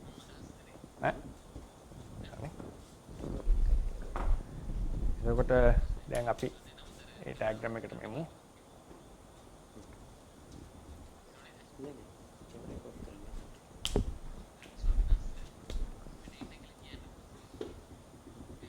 හරි. මම ඒ ප්‍රශ්නය පොදුවේ ඒ කියපු වචන වලටම යන්නේ නැතුව නිවන සහ මම කියන එකයි මේක ඇත්තටම මේ අනාගතේ කතා කරන්න ඕන මාතෘකාවක් කමක් නැහැ. සහ නිවන සහ ධර්ම දුක කියලා මම කියන්නම්කො දුක කියලා. දුක කියන එකේ තේරුම දුක්ඛ කියන එක දුක්ඛ ධර්ම කියන එක. දැන් මේ දෙක අපි වෙනස ඉස්සර දැනගන්නට ඕනේ. දුක්ඛ කියලා කියන්නේ ස්කන්ධයන්ට තව නමක්. හරිනේ? ස්කන්ධයෝ පවතින්නේ ස්කන්ධයෝ රූප වේදනා සංඥා සංස්කාර විඥානයෝ චිත්තචෛසික රූප ධර්ම. ඒ ස්කන්ධ වලට මම කියලා අපි ආරූඪ කරගන්නවා. ඒක චිත්තක්ෂණයක් ගානේ ආරූඪ කරගන්නවට වඩා කියන්න වෙන්නේ අපේ సంతානේ මම කියලා එකක් අපි හිතෙන් හදාගෙන ඉන්නවා. කාටද අපි මම කියන්නේ? නිකන් ඒකට පස්සේ දෙන්න ඕනේ අතර. මම කියලා කියනකොට අපි මම කියලා කියන්නේ මේ මුළු සිද්ධියටමයි. මේ මුළු කතාවට. මේ සියලු නාම රූප ධර්ම වලට අපි පොදුයි මම කියලා කියන්නේ. දැන් උදාහරණයකට අපි කියමුකෝ එක හිතක් පහළ වුණා කියලා. මේ හිතට මම කියලා ඒ වෙලාවේ හිතන බව ඇත්ත. නමුත් ඒ හිතට විතරක් මම කියලා අපි අදහසක් නැහැ. මම කියන එක ඇනලයිස් කරලා බලමු අපි. අපි මම කියලා හිතන් ඉන්නේ කවුද කියලා. සෝමනස්ස හිතක් ආපු වෙලාවට ඒ හිත මම නම්. ඒ හිතට මම කියලා ලේබල් කළොත් එපමණකට ලේබල් කළොත් මම කියන්නේ බොහෝම සතුටින් ඉන්න මනුස්සයෙක් වෙනව නේද? ද්වේෂ හිතට විතරක් මම කිව්වොත් යකෙක් වගේ මනුස්සයෙක් වෙනවා. කම්මැලි හිතකට මම කිව්වොත් කම්මැලි මනුස්සයෙක් වෙනවා. අපි කැමතිද මම කියන කෙනා එහෙම අර්ථකථනය කරන්නේ? කැමති නොකෙමද අපි කියන ඒක වැරදි. මම යනු මොන අපේ හිතේ තියෙන අදහස මම කියන්නේ. මම යනු විටක කේන්ති ගන්න, විටක හොඳ, විටක ශ්‍රද්ධාවන්ත, විටක කම්මැලි වෙන නේද? විටක ಗುಣධර්ම තියෙන මේ ඔක්කොමගේ මිශ්‍රණයක් නේද මම කියලා කියන්නේ. අපි මම කියලා හිතන් ඉන්නේ එහෙම. ඒ නිසා චිත්තක්ෂණය මම හදා ගන්නවට වඩා කියන්න වෙන්නේ මේ මුළු කතාවම මම කියලා තමයි අපිට මුල් බැසගෙන තියෙන. ඒක අනුසේ මට්ටමේ අපිට තියෙන ප්‍රශ්නයක්. මම යනු මේ සිද්ධියටයි අපි මම කියන්නේ. එක සිතකට අපි මම කියන්නේ නැහැ. සිතක් ගානේ මම කියන සංකල්පය ගොඩ නැගෙනවද කියලා අහුවොත් කියන්න වෙන්නේ සිතක් ගන්න නෙවෙයි. ඒක අනුසේ මට්ටමේම අපේ තියෙන ප්‍රශ්නයක්. යා සම්මෝහය තියෙනකොට අපි මම කියලා අල්ලගෙන තියෙනවා. ඒ කියන්නේ ඒ ගතිය අපි ළඟ තියෙනවා. ඒක ඒ සිතේදී හට ගන්න බව ඇත්ත. නමුත් ඒ බවින් මිදිලා නැහැ අපි. මම කියන දෘෂ්ටියෙන් මිදිලා නැහැ. සක්කාය දිට්ඨියෙන් මිදිලා නැහැ. ඒක අනුසේ වශයෙන් තියෙන එකක් අපේ సంతානේ ලුහු බැඳගෙන ඉන්න එක. එතකොට එතන වැරදි. ධර්මයේ හැටියට එහෙම මම කියලා කෙනෙක් නැත. මම කියලා කියන්නේ නැත. ඊට පස්සේ මම කියන එක අරමුණු කරගරමින් ප්‍රශ්නයක් තියෙනවද නැද්ද කියන එක වෙනම කතාවක්. ඒ අත්ත ඡායාව ඒකත් එක්ක කටයුතු කරන ක්‍රම ඒකයි පස්සේ කතා කරමු. අපි දැන් පොදුවේ නිකන් කියමුකෝ මම කියලා අවබෝධයක් තියෙනවා නම් ඒක වැරදි අවබෝධයක්. මොකද්ද සත්‍ය වශයෙන්ම තියෙන්නේ ස්කන්ධයෝ. ස්කන්ධයන්ගේ පැවැත්මක්. ස්කන්ධයන්ගේ පැවැත්මක්. නිවන සහ ස්කන්ධ කියන මාතෘකාව විතරක් ගමු. මම අමතක කරමු. නිවන සහ ස්කන්ධ. දැන් මම කියලා කෙනෙක් නෑ. ඕන යථාබෝධයට අවිලා ඉන්නේ. ස්කන්ධ විතරයි පවතී. යථාබෝධය වෙල කියන්නේ මම ඒ යථාබෝධ දෙකක් තියෙනවා තියරිටිකලි සහ ප්‍රැක්ටිකලි. තියරිටිකලි අපිට ඒක දැන් පැහැදිලි. ප්‍රැක්ටිකලි පැහැදිලි වෙන්න භාවනා කරන්නට ඕන. එතකොට දැන් මේක ස්කන්ධ විතරයි තියෙන්නේ. මම කියලා කෙනෙක් නෑ. මේකටත් මම කියන්න සුදුසු නෑ. තර්කානුකූලව පැහැදිලි අපිට. එතකොට ස්කන්ධ පරම්පරාවක් තියෙන්නේ. උප්පන්න ස්කන්ධයෝ තියෙනවා. ඒ වලින් ගොඩක් ඉපදිලි ඉවරයි. එකක් වර්තමාන අනිත් ඒවා අතීත. අනුප්පන්න ස්කන්ධයෝ තියෙනවා.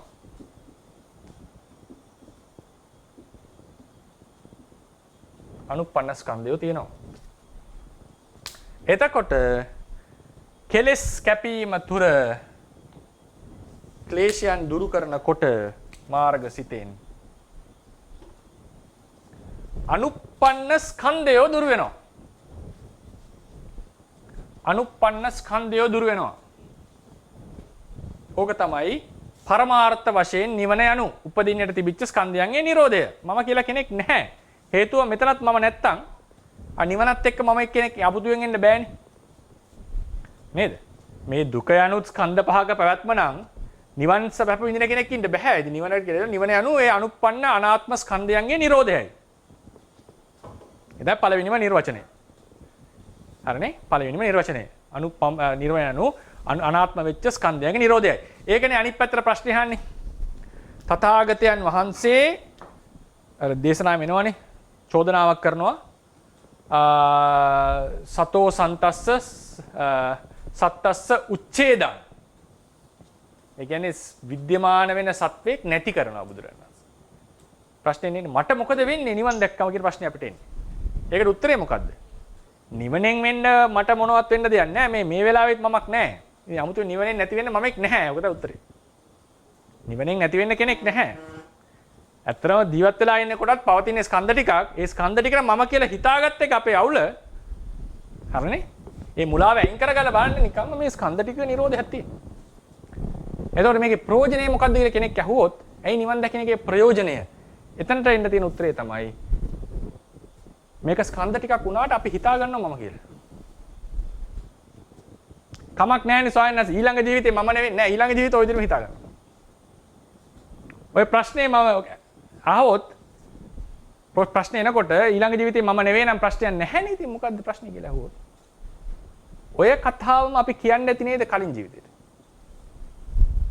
කලින් ජීවිතේ ඉඳලා ඔය කතාව කියන්නේ. කලින් ජීවිතේත් අපි ඔය කතාව කිව්වා නම් ප්‍රකාශනයේ සාර්ථකද? කලින් ජීවිතේත් කියන්නේ බානේ. ප්‍රශ්නයක් නැහැ. ඉතින් මම නෙවෙයි ඉන්නේ කියලා ඉතින් කෙනෙක් ඉන්නවා. නමුත් දැන් අද එහෙම හැඟීමක් නැහැ. අද මම ඉන්නවා අපිට. කලින් ජීවිතේ ඉඳලා බලන්නේ ප්‍රශ්නේ වුණොත්. ඊළඟ ජීවිතේ මම නැහැනේ ප්‍රශ්නයක් නැහැනේ කියලා ඇහුවොත් කෙනෙක් හිතක් ආවොත් කලින් ජීවිතේ ඉඳලා මේ ප්‍රශ්නේ හිතන්න. ඉතින් ඒ ජීවිතේ ඉඳලා හිතනවා නෑ ප්‍රශ්නයක් නෑ ඊළඟ ජීවිතේ මම කියලා කියන්නේ නෑ. නමුත් අද මේ ප්‍රශ්නේ අපිට හිතන්න බෑ. මොකද අපි මේකට කොටු වෙලා මම කියලා අල්ලගෙන ඉවරයි. ඒකම තමයි ඊළඟ ජීවිතේට දෙන්නේ. ඊළඟ ජීවිතේ ඉඳලා හිතයි කමන්නේ ඊළඟ ජීවිතේ මම නෑනේ. එහෙනම් මේක ඇත්ත. ඒ නිසා මම නැති වුණාට ප්‍රශ්නයක් තියෙනවා. මේ ප්‍රශ්නේ තියෙන්නේ අල්ල ගන්නවා මම කියලා. එතන ප්‍රශ්නේ මෙතන. ඒතර වගකීමක් එනවා. ඒක වගකීම එන ඒවා ඒක වෙනම තව ගැඹුරට යන්න ඕනේ. මොකද්ද වගකීම? කොහොමද තීරණ ගන්නෙ? ඒකේ වගකීමක් පැනෙන්නේ ඇයි? ඒවා වෙනම දාර්ශනික කතා. සරලව තේරෙනවා. දුකක් තියෙනවා. දුක මම කියලා අල්ල ගන්නවා. මම නුනත් ඒක අල්ල ගන්නවා. ඒ නිසා මේ දුකේ උච්ඡේදයක්, දුකේ නැවැත්මක් වැදගත්. සත්වයාගේ උච්ඡේදයක් නෙවෙයි දුකේ නැවැත්මක්. ඒ නිසා අපි පරමාර්ථ වශයෙන් ගියාම දුකක් පවතින්නේ දුකේ නිරෝධයක්. දුක්ඛ නිරෝධ, සත්තස්ස නිරෝධ නෙවෙයි. දැන් අපි එනවා නිවන සහ මම ප්‍රඥාප්ති විදිහට විස්තර කරන්න. නිවන සහ මම.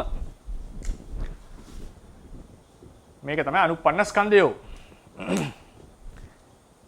දැන් මේ දෙක මිශ්‍ර කරලා කතා කරන්න බෑ. මේ දෙක සම්පූර්ණ දෙකක්, මාතෘකා දෙකක්. ස්කන්ධ වලින් නම් කතා කරේ දුක්ඛ නිරෝධයත් ස්කන්ධ නිරෝධයයි. පවතින්නේ ස්කන්ධ අනුප්පන්න ස්කන්ධ නියමිතයි නිරෝධය වෙන්නේ ස්කන්ධය නිවන යනු අනුප්පන්න ස්කන්ධයන්ගේ නිරෝධයයි. ඒක මම කතා නෑ. දැන් මම ගත්ත කියන්නකො අපි මේ මාතෘකාවට. මම ගත්තම ඉස්සලා අපි කලින් කිව්වා මම කියලා අපි ඇප්ලයි කරන්නේ එක හිතකටද? බෑ. එක රූපයකටද? බෑ.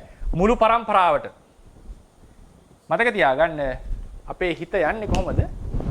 සාස්වත දෘෂ්ටිය තමයි ගොඩක්ම වැසගත් දෘෂ්ටිය. ඒකේ පරිණාම සක්කාය දිට්ඨිය. මුළු සිද්ධියම මම කියලා හිතන්නේ අපි. මම ඊළඟ ජීවිතේ උපදින්නේ. මම දෙවියෙක් වෙන්නේ. ඔය දෘෂ්ටිය කැඩෙන අවස්ථාවක් තමයි කාංකා විතරණ විසුද්ධියේදී මානසිකාර කරන්න එපයි. සංඛාරපච්චය විඥානං විඥානපච්චය නාම රූපං තණ්හාපච්චය උපාදානං කියන තැන අපි සක්කාය දිට්ඨියට හිත තියලා සක්කාය දිට්ඨිය අරමුණු කරගෙන මානසිකාර කරන දවසට මේකේ මුල් ගැලවෙන්න පටන් ගන්නවා. මමමයි මෙතන ඉන්නේ කියන අදහස. ඒක විස්තර කරන්න ඕනේ. ඒක අපි කාංකා විතරණ විසුද්ධිය කතා කරන දවසේ දීර්ඝ විස්තර කරගමු. ප්‍රායෝගික තැන. දැනට කියන්නට ඕනේ මේ සියල්ලටම තමයි මේ අතීත සියල්ලටමයි අපි මම කියලා කියන්නේ. ඒකනේ තියෙන්නේ මම පෙර භවයේ මම අහවල් කෙනා ඊළඟ භවයේ මම දෙවියෙක් වෙනවා. මේ තමයි මම. පේනවද? මේ තමයි මම. මම තමයි දුකට බැඳිලා ඉන්නේ. බුදුරජාණන් දේශනාත් කරන්නේ එහෙම තමයි. ඔබ බැඳිලා ඉන්නේ දුකට. හරිනේ? මේ දුක් මේ මම කියලා අල්ලගත්තනේ. එතන මම තමයි මේ දුකත් එක්ක ඉන්නේ. එතන මට තියෙන දුකක් වෙන්නේ දැන් මේ දේශනාවේ හැටියට. ඉස්සලා තිබුණේ මට තියෙන දුකක් නෙමෙයි දුකක පැවැත්මක්. දුකේ නිරෝධයක්. හැබැයි ඒක මම කියලා හිතා ගන්නවා. ඒකත් චෛතසිකයක්. ඒකත් දෘෂ්ටි චෛතසිකය. ඒකත් දුකක්. ඒකත් ස්කන්ධයක්. pure ultimate realities එක අපි explain කරනවා. විස්තර කරනවා.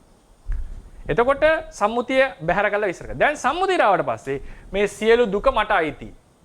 මේ දුකත් මට අයිති. අර දුකත් මට අයිති. දැන් හිතන්න ක්ලේශ නිරෝධ වෙනකොට නිරුද්ධ වෙනවානේ මේ දුක ටික නේද? ඒ නිරෝධය, ඒ සැපය කාටදයි තියෙන? ඒක මටම නේද? මේක ඔක්කොම ඇතුලේ තියෙන ඒවා මට නෑයිති. දැන් මේ නිරෝධයත් මට වෙන්නට ඕනේ.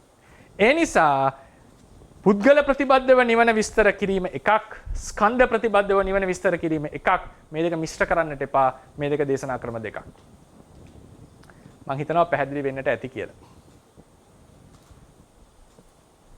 ප්‍රශ්න තියෙනවද එක්ක? මේ ස්වාමීන් වහන්සේ මේ ගොඩාක් කොට ඇවිල්ලා ස්වාමීන් වහන්සේ මේ දවස් ටික අපි හොඳම දවස් ටික ඇත්තටම යන්නේ.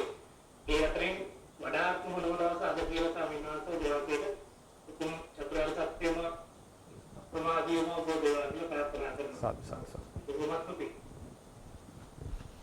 අවසරයි ගෞරවනීය ස්වාමීන් වහන්සේ. දරුවන් සන්නයි. ඔව්.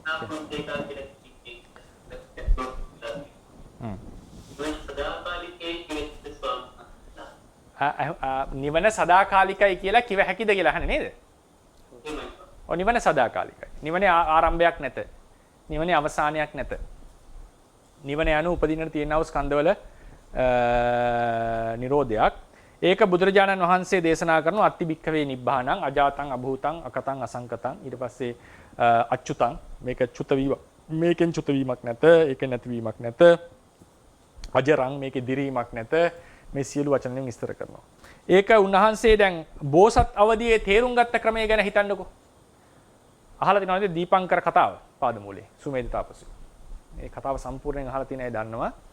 උන්වහන්සේ ඇයි ගිහිගේ අතහරින්නේ? ගිහිගේ අතහරින්න එතුමා හිතනවා ඒ වෙලාවේදී ආලෝකයේ අන්ධකාරයට ප්‍රතිවිරුද්ධ ආලෝකයක් ඇත්තාසේ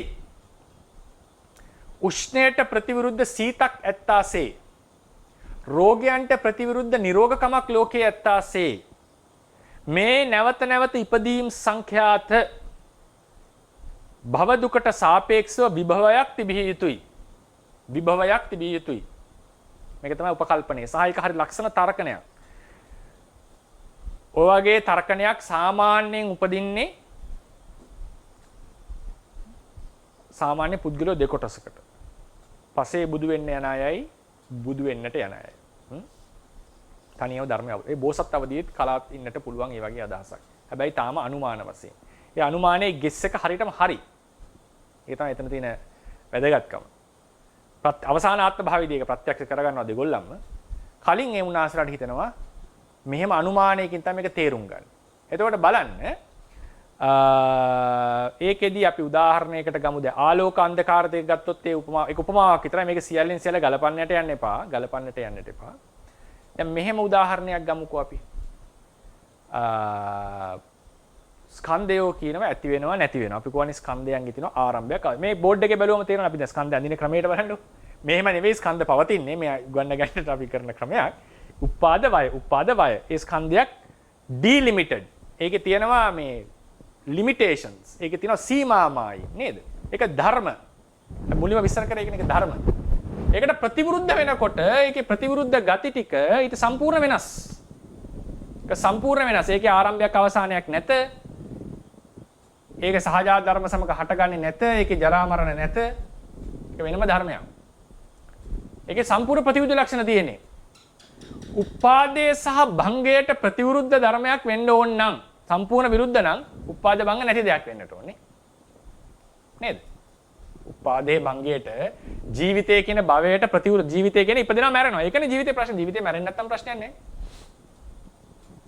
සමහර දැන් අර්ථකථනයක් වෙනවා ජීවිතේ මැරුණ නැත්නම් ප්‍රශ්නයක් කියලා අර තියෙන කතාවක් නේද? අර මේ මොකද්ද?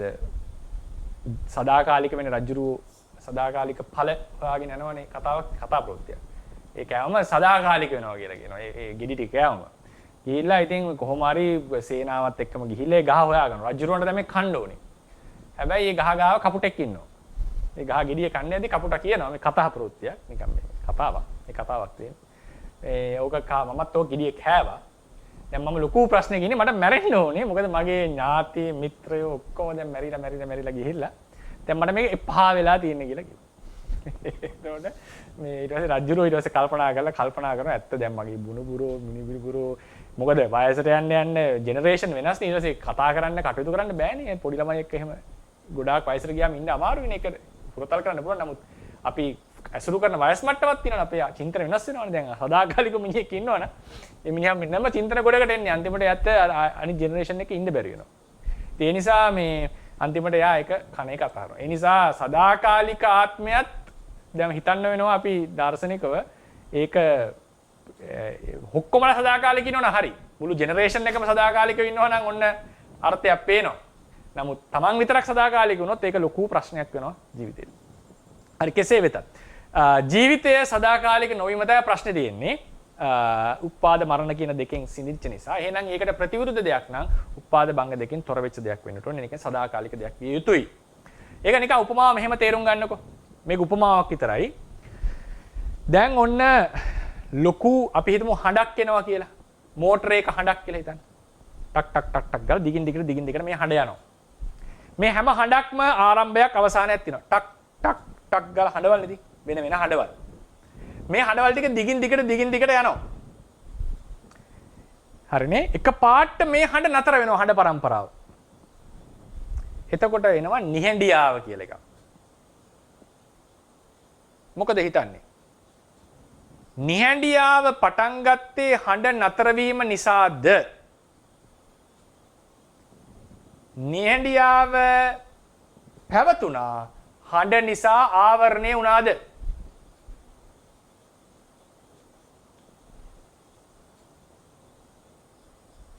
අපිට කියන්න වෙන්නේ නිහඬ පරිසරයක් තිබුණා ඔරිජිනලි. ඒක ආවරණය මම උපමාවක් විතරයි මේ ගන්න. මේක සංසන්දනය කරන්න යන්න එපා. නිකන් උපමාව තේරුම් ගන්න. හැබැයි නිහඬ පරිසරයේ වැහි ගියේ ශබ්ද පරම්පරාව නිසා. ඒ වගේ මේ ස්කන්ධ පරම්පරාව තියෙන නිසා, මෝහය තියෙන නිසා, අනුසය පවතින නිසා නිර්වාණ ධාතුව අපිට වැහිලා තියෙනවා මිසක් ස්කන්ධ නිරෝධයෙන්, ක්ලේශ නිරෝධයෙන් නිවන හටගත්තා නොවේ. නිවන අදටත් පවතින ධර්මයක්.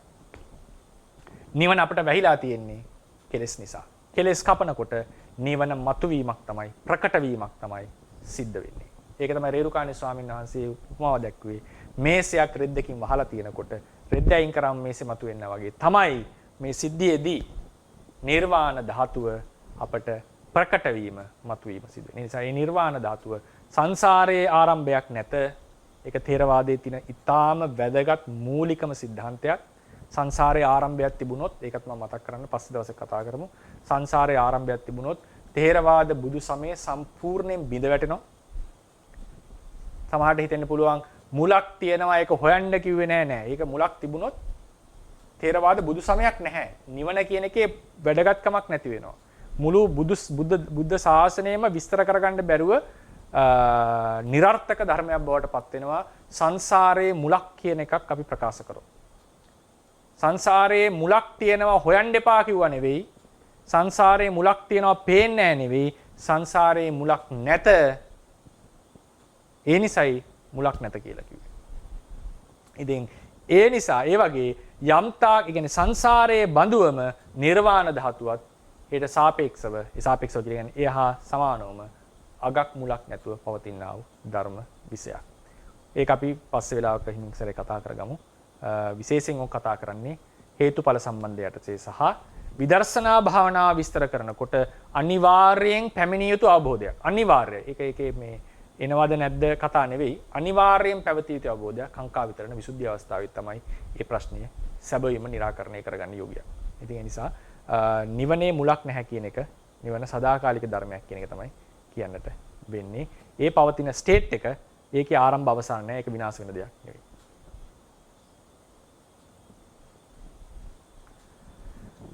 හොඳයි මම හිතනවා කාල වේලාව ගොඩාක් ඉක්ම ගිහිල්ලා තියෙන්නේ. අපි අද දවසේ අසංකත පරමාර්ථය මෙතනින් අවසන් කරනවා. හෙට දවසේදී දැන් අපි කියවනේ ද සංකත පරමාර්ථ ප්‍රඥප්ති දෙක අතර තියෙන කොටස් ටිකක් කතා කරනවා. ඒ මාතෘකා ටික අපි මේසරේ කතා කරන්න පටන් අරගෙන මම බොහෝ දුරට බලාපොරොත්තු වෙනවා මේ සතිය අවසානයේදී පරමාර්ථ කියන මාතෘකාව අවසන් කරලා ඊළඟ සතියේ රූපකාණ්ඩේ පටන් ගන්නවා. එහෙනම් මේ රසපත් කරගන්න යෙදුනා වූ කුසල සම්භාරය අප සෑම දිනාටම තව තවත් ධර්මඥාන භාවනාඥාන දියුණු කරගෙන නිවනෙන් සැනසෙන්නට උපකාර වේවා. බුද්ධ ශාසනයේ චිරස්ථිතිය පිණිසම මේ කුසල සම්භාරය හේතුපනිශ්‍රේ වේවා කියලා අපි ආශිර්වාද කරනවා.